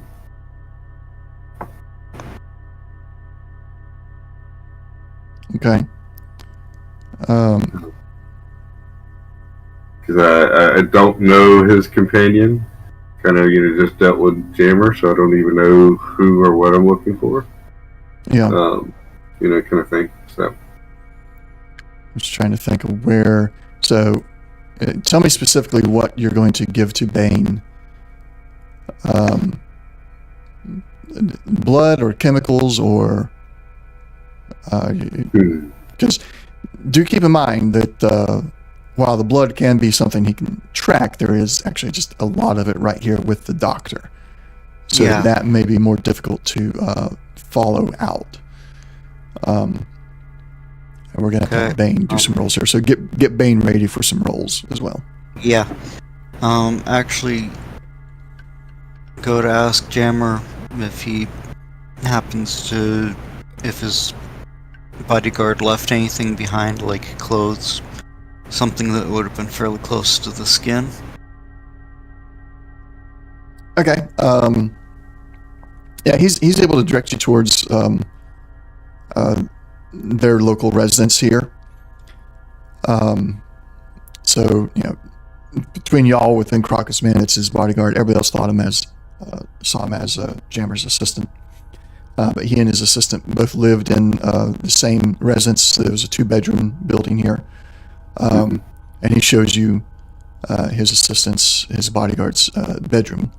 And there's, he didn't take anything with him.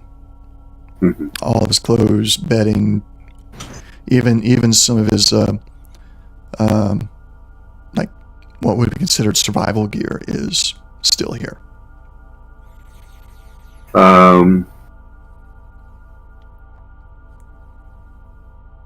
I look up at Jammer. I'm like, "Do you mind if we look around a good bit?" Be my guest. At his stuff. So I'm going to toss the room. Okay. You know, the whole bad cop, everything, bed, you know, under the bed. Okay. You know, Well, Jammer leaves you to it. He doesn't stick around to watch or anything. So you're tossing the room. Give me a description of how, like, you're being thorough and tossing everything, but how thorough you being at looking at everything. How long do you want to spend doing this to be look at every tiny detail? I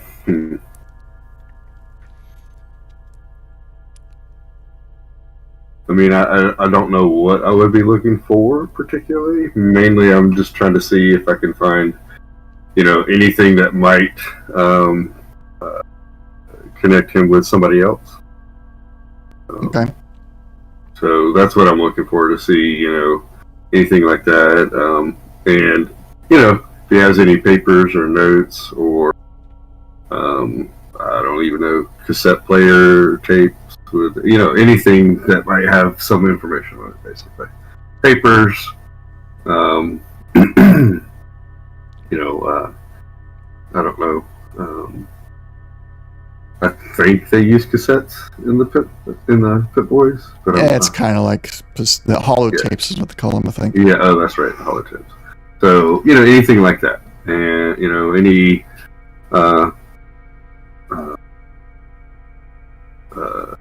emblems, patches, you know, things like, you know, that would. Oh, okay, he might have been working with these guys, or you know, or just any paperwork or holotapes. Okay. Go ahead and roll a perception survival.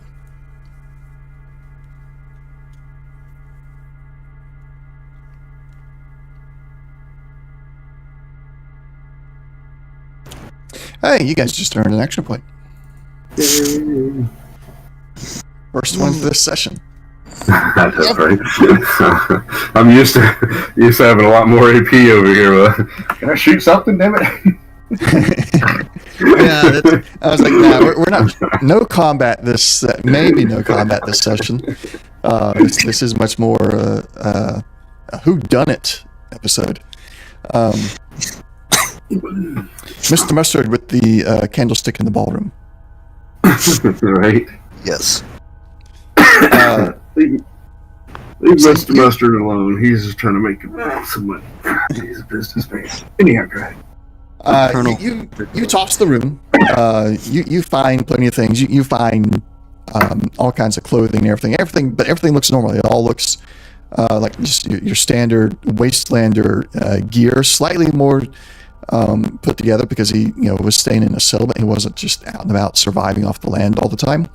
Although you do find some clothing that is more akin to, like, your typical wastelander. It's more worn, but the majority of his clothing is well maintained. Knowing that he is a member of Crockett's Men, you don't even find anything pertaining to that. It appears as though whenever Crockett's Men puts agents in the field in this manner, embedding them into a settlement, they literally take nothing that would identify them with Crockett's Men along with them. So there's nothing of that indication here either. Even his all the weapons in here, the knives and everything, they're all just your typical, commonly found gear that you would find at on any typical wastelander or settler. So you find nothing of extreme value, except you do find what you think is probably his clothes from the day before, or maybe a few days before. They're dirty. They got sweat stains on them, so you feel like this is probably, if you're going to try and track or use Bane to track the assistant based on his scent, this particular piece of clothing might be the best one to get the strongest scent off. Okay. Okay. Sure. Yeah. So take the shirt from the dirty clothes and take. Well, I'm presuming left Bane with the Brahmins for the moment. Yeah, for the moment.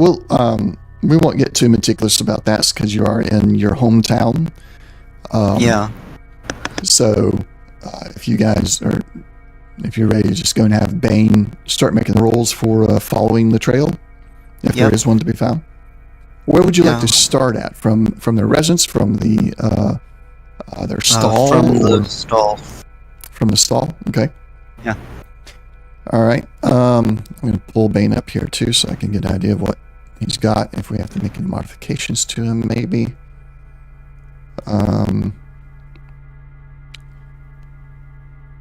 So we're going to go with mind and other will be the roll. And it's going to be a difficulty 2. All right. And ready when you are. Pooh. Nope. At least there's no complication. He doesn't overdose on sweat glands. Yeah, so Bane is, you're not entirely sure if he got the scent off the shirt enough or if he just can't find the scent anywhere out here. But he's just, after like 2 or 3 minutes of like sniffing around after having sniffed the shirt, he sits down and looks at you with the kind of a, sad puppy dog eyes. All right. And I tried to, but a little whimper. And so go a little further out and try it again. Okay. Further out, what do you mean? A little further from the stall, like maybe.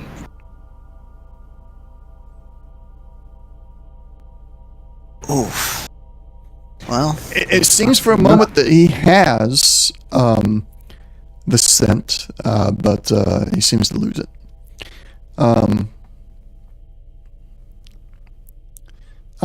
Some of these things did not happen exactly this way, but I'm going to copy some of my GM notes over to your public notes so that you guys can see the clues you've been given so far. That should be enough for now. Stolen notes, knife, bruising, has been seen. Yeah, that should be good enough.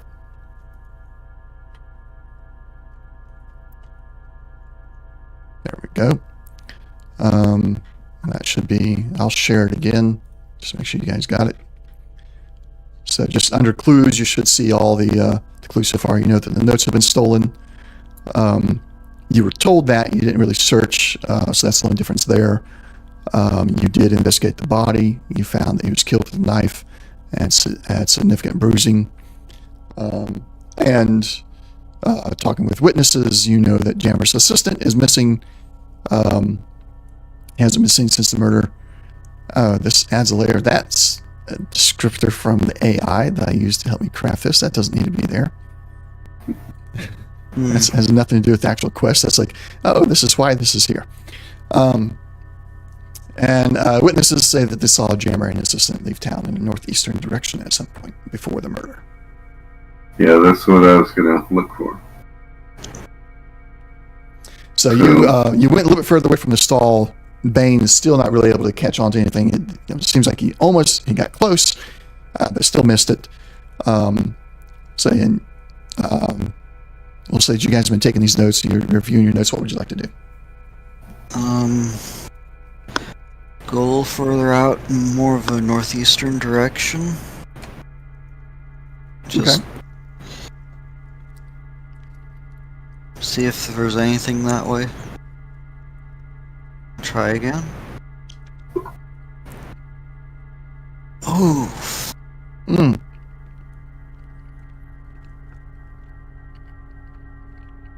Hold on.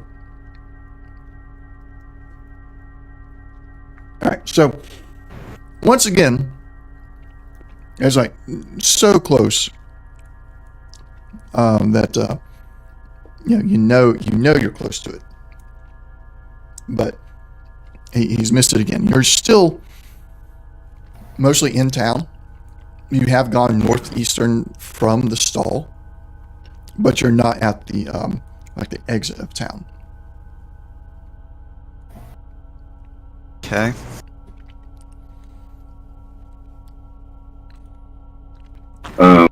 So we probably, you said that the witnesses saw him leave town from the north or something like that. Northeast, yeah. And then, I guess see if we can start there. It might have a less confusing sense. There's a lot of people in town, not so many people out. yeah. Hopefully, it might be a little easier for him to get a sense. All right, so you want to go to the northeastern side of town, on the edge of town. Yeah. You got fewer sense that. Okay. Difficulty's been adjusted for that location. Go ahead and roll. Oh, and of course.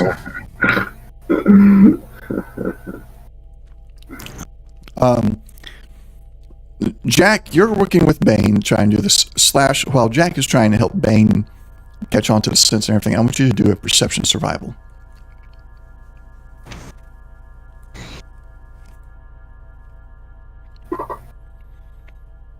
Oh, that one.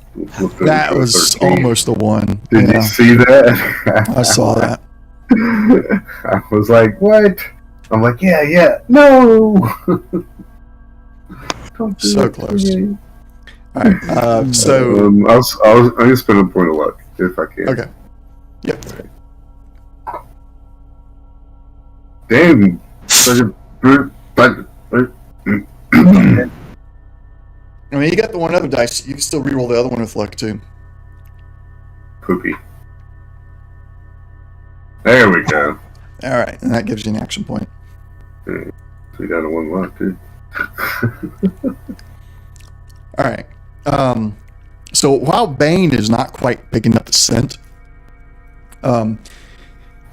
Slash, you do notice two sets of footprints traveling northeast out of town, and one set traveling back into town from the same direction.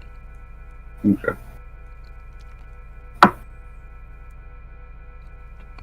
Have them try over here. It's two sets, but no.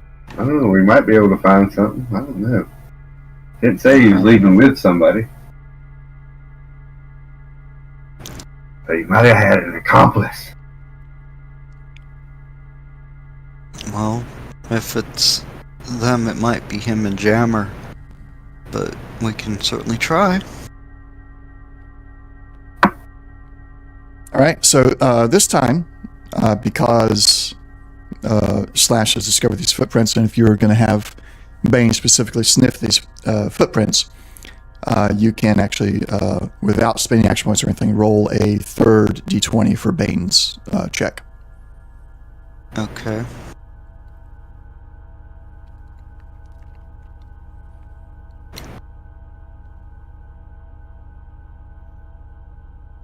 Oh my goodness. Okay, definitely gonna luck that one. Okay. Bang! There we go. All right, that gives you guys another action point. Yeah, I would assume that he'd have that kind of tag. So.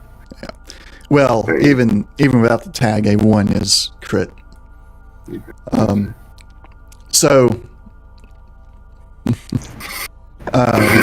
Bane comes over. He looks at the footprints. He sniffs the shirt, and he sniffs the prints. He sniffs another pair of prints, and he doesn't seem sure quite yet. But he bounces between different pairs of prints until finally he sniffs one, and all of a sudden his tail goes right up, and he starts wagging. He looks at you, and he barks real loud, and then he just takes off, stopping every 10 feet or so to sniff, and just keeps on going. And every time he stops and sniffs, he turns back and barks at you, wags his tail, and goes. What do you do? I follow. Guess the hunt's on. All right. Dog will hunt. As you follow the trail, it leaves town, exits. It's already left town. Sorry, exited town. Wow, saying the same thing with just different words. It leaves the town behind by about a mile, between a mile and a half, before Bane stops and he circles a spot. You're still about 20 yards or so behind him because he's going full bore. And as you know, dogs run faster than humans and ghouls.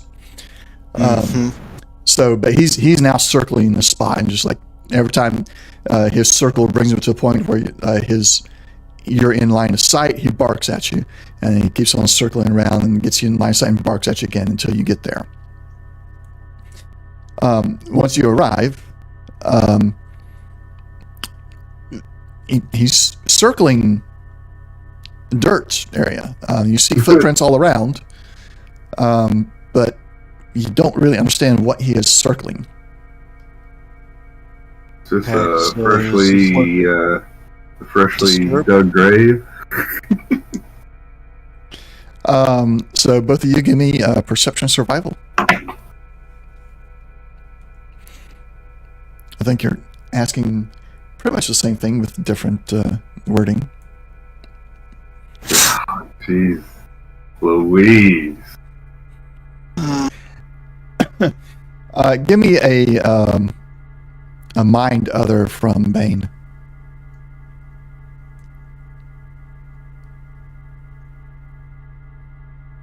Oh, come on. Good. Okay. You know what? I mean, I can tell it's freshly dug grave if I look at it. No. No. You can't. Not in this particular kind of environment, no. If it's okay with you guys, I'm going to take one of your action points. Okay. To move things forward. Oh, wait a second. Yeah. You can hold on. I'm just gonna do this real quick. Spend an action point. Obtain information. Oh. That's what he was doing anyways, so.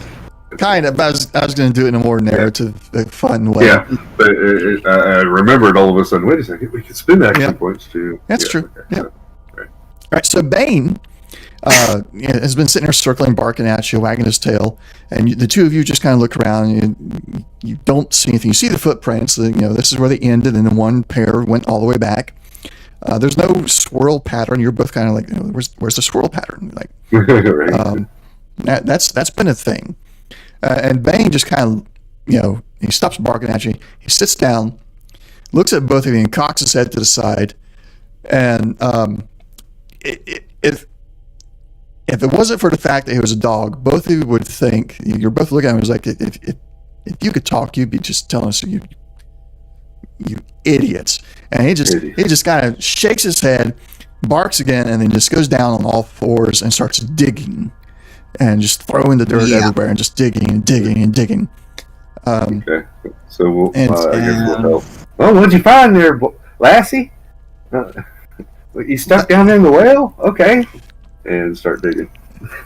When you call him Lassie, he stops. He just freezes, looks at you, and just growls at you. And then keeps on digging. Now, it is... I'll pull out my machete and start using it as a makeshift shovel. While it is a fairly shallow grave, the problem is there is no distinction between the underdirt and the topsoil. Like it's all desert sand. So yeah, okay. It's that. I kind of figured. Yeah. Yeah, it's like that shallow a grave. Yeah. It's Yeah. only what, 6 inches, 8 inches. a foot at the most to be able to fit this guy in there. Oh. But as you get it clear, you find, Bane finds his feet first, and then he moves on. He keeps moving forward or upwards, and as you get the entire body dug up, you find Jammer's assistant, and you find a very obvious, knife wound in his chest, very much like the Dr. Soong. I checked the right shoulder. Okay.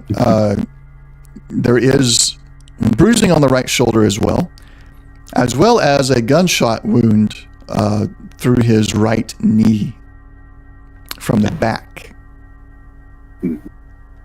Uh-huh. And it looks like a gunshot.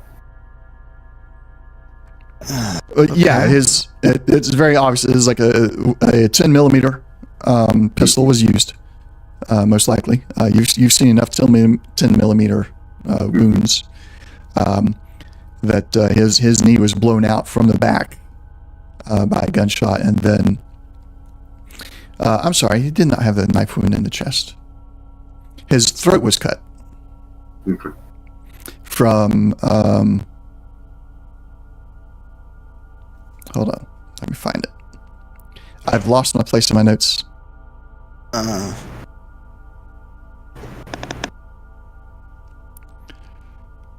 Here it is. The assistant his throat was cut from right to left from the victim's point of view. No, sorry, from your point of view. So Okay. from the victim's point of view, it's from left to right.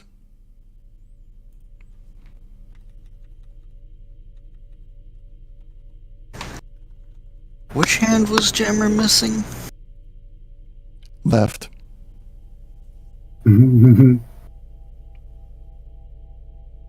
Okay.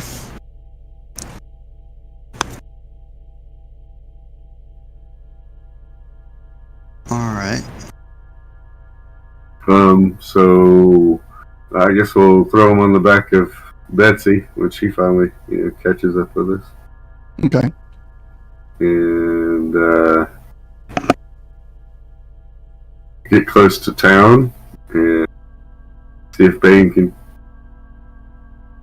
follow the trail that the other person left. Well, that trail, it goes right back into town, and then it gets lost Right. in the shuffle of. Yeah, and that's Everything in basically to see if Bane can get that scent and follow that. Well, he can follow it up until the edge of town. Then once you get to town, it's there's no way to Muddle. keep it. Yeah, this town is just way too dense for tracking within the borders of the town itself. Is there anything on this guy? No, he doesn't have the papers, the research. He doesn't have any weapons on him. He just had the clothes on his back and the shoes on his feet. Okay. Anything about that stuff look odd or different? No. Okay. Aside from there was the well, no, it probably really didn't crumple the clothing in the way because he got buried afterwards. But you've already discovered the bruising on the shoulder.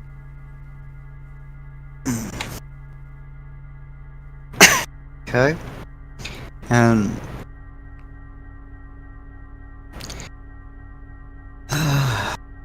so I'm gonna go. We'll have Slash kind of hold on, not quite bring the body into town yet, and kind of go in, find Jammer. And we found your bodyguard, and watch his expression. Okay. Well, you can't find Jammer. He's not at his stall. He's not at his residence. And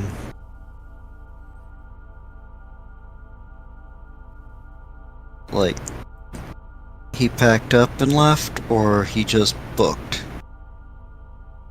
Well, he didn't pack up. I won't say that he booked, but nothing's packed up.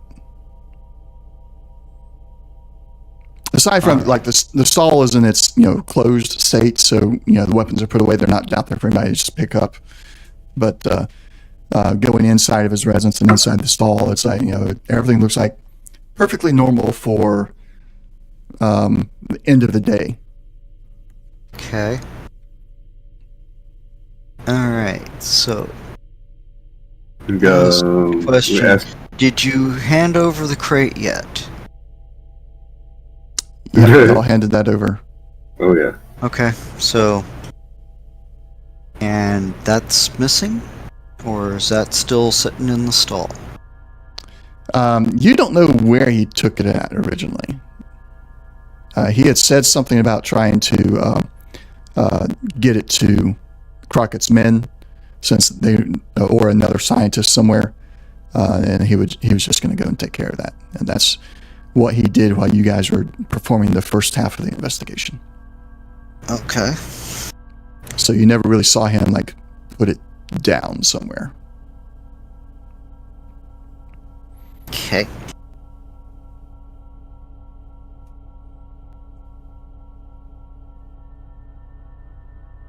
I guess I'll just ask around and see if anybody's seen Jammer recently after he left town. Okay. You start making rounds. You find that most of the people have moved over to the tavern since the main market area is kind of closed and it's the end of the day. Everybody's going to get their supper and have a few drinks before turning in for the night. And nobody's really like seen Jammer. They're all like, "Yeah, he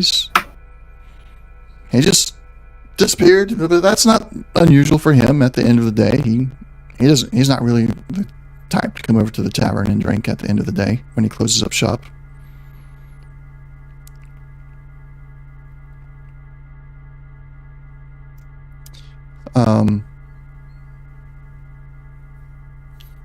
Y'all don't happen to remember the name of the old guy? The old crazy dude? Yeah. No, I don't. Okay, it's Scott now. We're gonna call him Scott. Okay. I would use another name that is like the character's based off of a character from a game, but I'm worried about copyright. So we're going to go with Scott. Okay.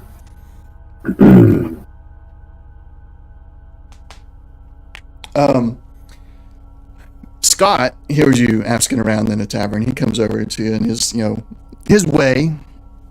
If you remember, he's the one that's always talked about the giant dragonflies flying over the town. One of his friends always walked him to his little shed is missing, went missing, and he blamed it on the giant dragonflies. He comes over to you and says, "I saw a dragonfly. It went over to town. It went that way." And Jammer, he's the one that steals the guns out there. All the guns. You talk to him quite a bit. He likes to, punch you in the shoulder. He punches you in the shoulder. The same way Jammer would, except he's got a fist. Mm-hmm. He went over that way. You might, you're looking for weapons. He's trying to buy. He's probably closed for the night, though. I don't know. But he doesn't come to the tavern very often. He trails off. But the two things he mentioned, he pointed in the same direction for where the giant dragonfly went and for where Jammer was walking. Pointed in the same direction. Okay, and I'm like, oh, you mean you saw this just today? Or like yesterday, day before yesterday? I see the dragonflies like every month. They come by every month or so, and sometimes I think they stop here, and other times they just keep on going. And the jammer, he's always walking out, around similar times that the dragonflies come by and coming back, and then the dragonflies go by again. And it doesn't seem like he quite comprehends your question entirely. Like he understood parts of it, but not the specifics. We saw a bunch of dragonflies just the other day. I've seen more than you have. We saw a bunch of them at once. Well,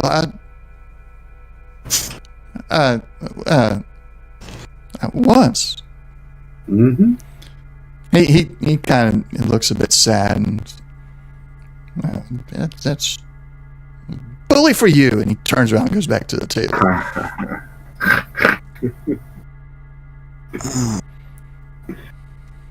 What? What did I say?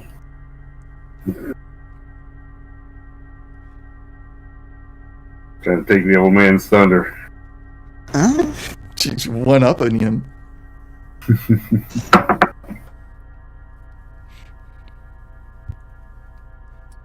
All right, so you've got your clue.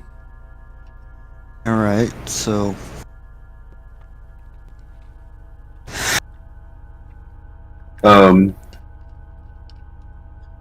Hey, Mr. Scott, let me buy you a drink. His eyes light up a little bit. Okay. What you drinking now? He shows you he's just got the basic rock gut. Okay. Oh yeah, I remember that stuff. Let me get you something better. Whew. He Last looks at time you I with a drank- stern. This. Okay. Is he sitting by himself or with anybody or? He's sitting with some of the other miners. Okay. I'll buy a round. Okay, a round. Let me pull up the rock gut here.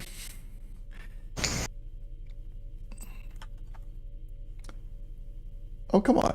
Why is it not showing up? I don't have the filter, do I? No, don't have any filter. They do have beer, because I have a thing of beer on me. But I don't know if they have a rock gut, per se. The beer is one Sure. cap. Oh no, the beer is 5 caps. Okay. Well, the beer has become the new rock gut then. Got It's just the basic version. 5 caps. We'll leave it at 5 caps since you're doing a round for everybody. There's no negotiation or perks applied here because you're buying for other people. It's fine. As a round. And he's sitting with 5 other miners. Okay. So it's 6 of them there. Unless you're buying for the whole tavern. No.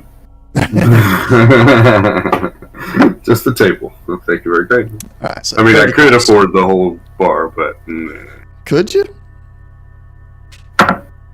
like 1,100 on me. I mean, yeah, 1,100. Okay. Almost 12. Yeah, 30 caps for to buy a round for Scott's table. Got it. So I'll count out the caps one at a time. 2, 3, 4, 5. Let's shove that to the side. 1, 2, 3, 4, 5 until I get 6 stacks of 5, and then here you go. I'm slow and deliberate. The bartender just looks at you menacingly. Hey, I don't count too fast. I'm sorry. And play the part. yeah, and of course, the pinching the nose thing, and like, yep, this is just. I'm just making a show of it, you know. Kind of Yeah. Okay. You know, like going to the bar and like, you know, kind of showing the guys that I'm pulling out 30 caps, you know, to pay for them, you know, kind of thing. So, and then I'll walk back over, you know, with all the rot gut and set it down on the table. There you go, guys. I appreciate you, you know, letting us know about the dragonflies. And you know what, guys? We've seen them too. He's telling you the truth. They all look at you like you're crazy, and but they keep their mouths shut because they got another bottle of rot gut. Right. They just shake their heads, grab the rot gut, and you know keep on talking about what it was they were talking about before. All right. Okay, so once we get through that, like,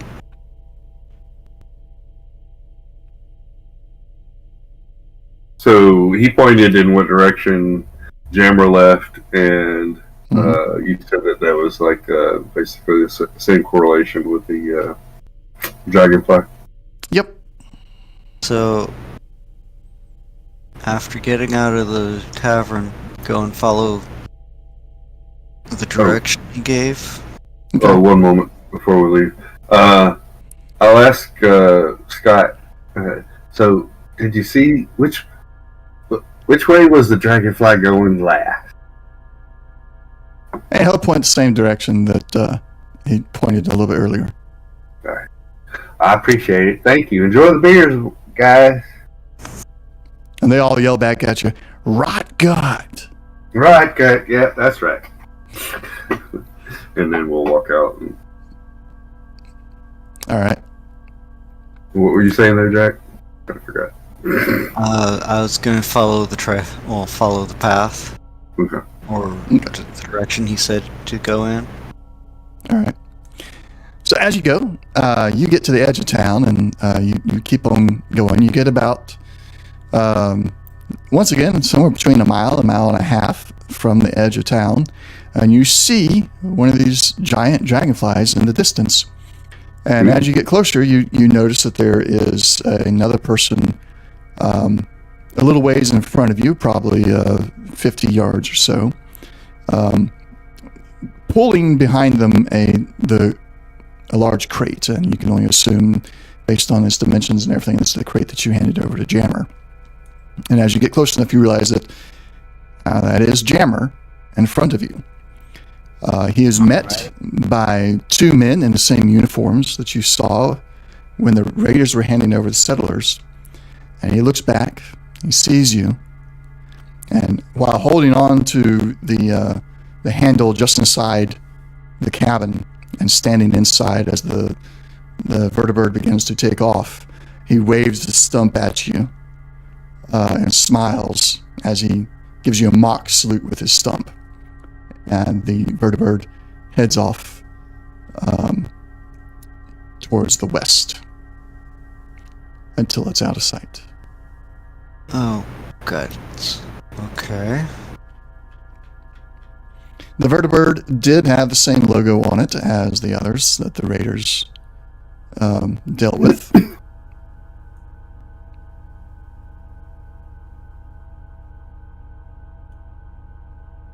All right.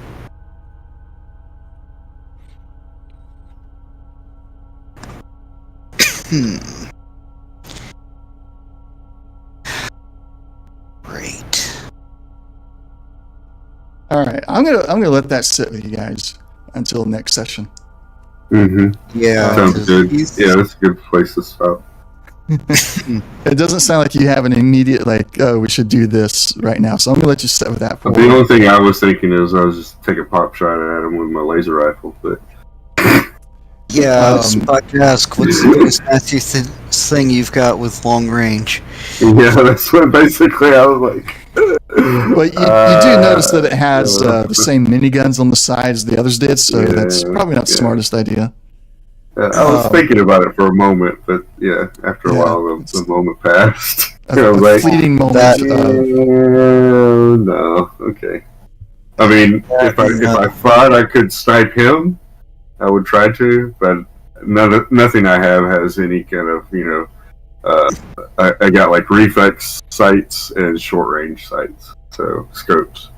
So I don't have anything, that can really reach out and touch somebody. Yeah. All right. Well, that's where we're going to end it at for today, folks. Don't forget to join us for the next session, which will be. Oh yeah, that's a good thing. Let me put that on my calendar so I can. There we go. Sure. Session 26 on March 16th. 16th. At 0800 Eastern Standard Time. We are going to be having a slightly different schedule coming up for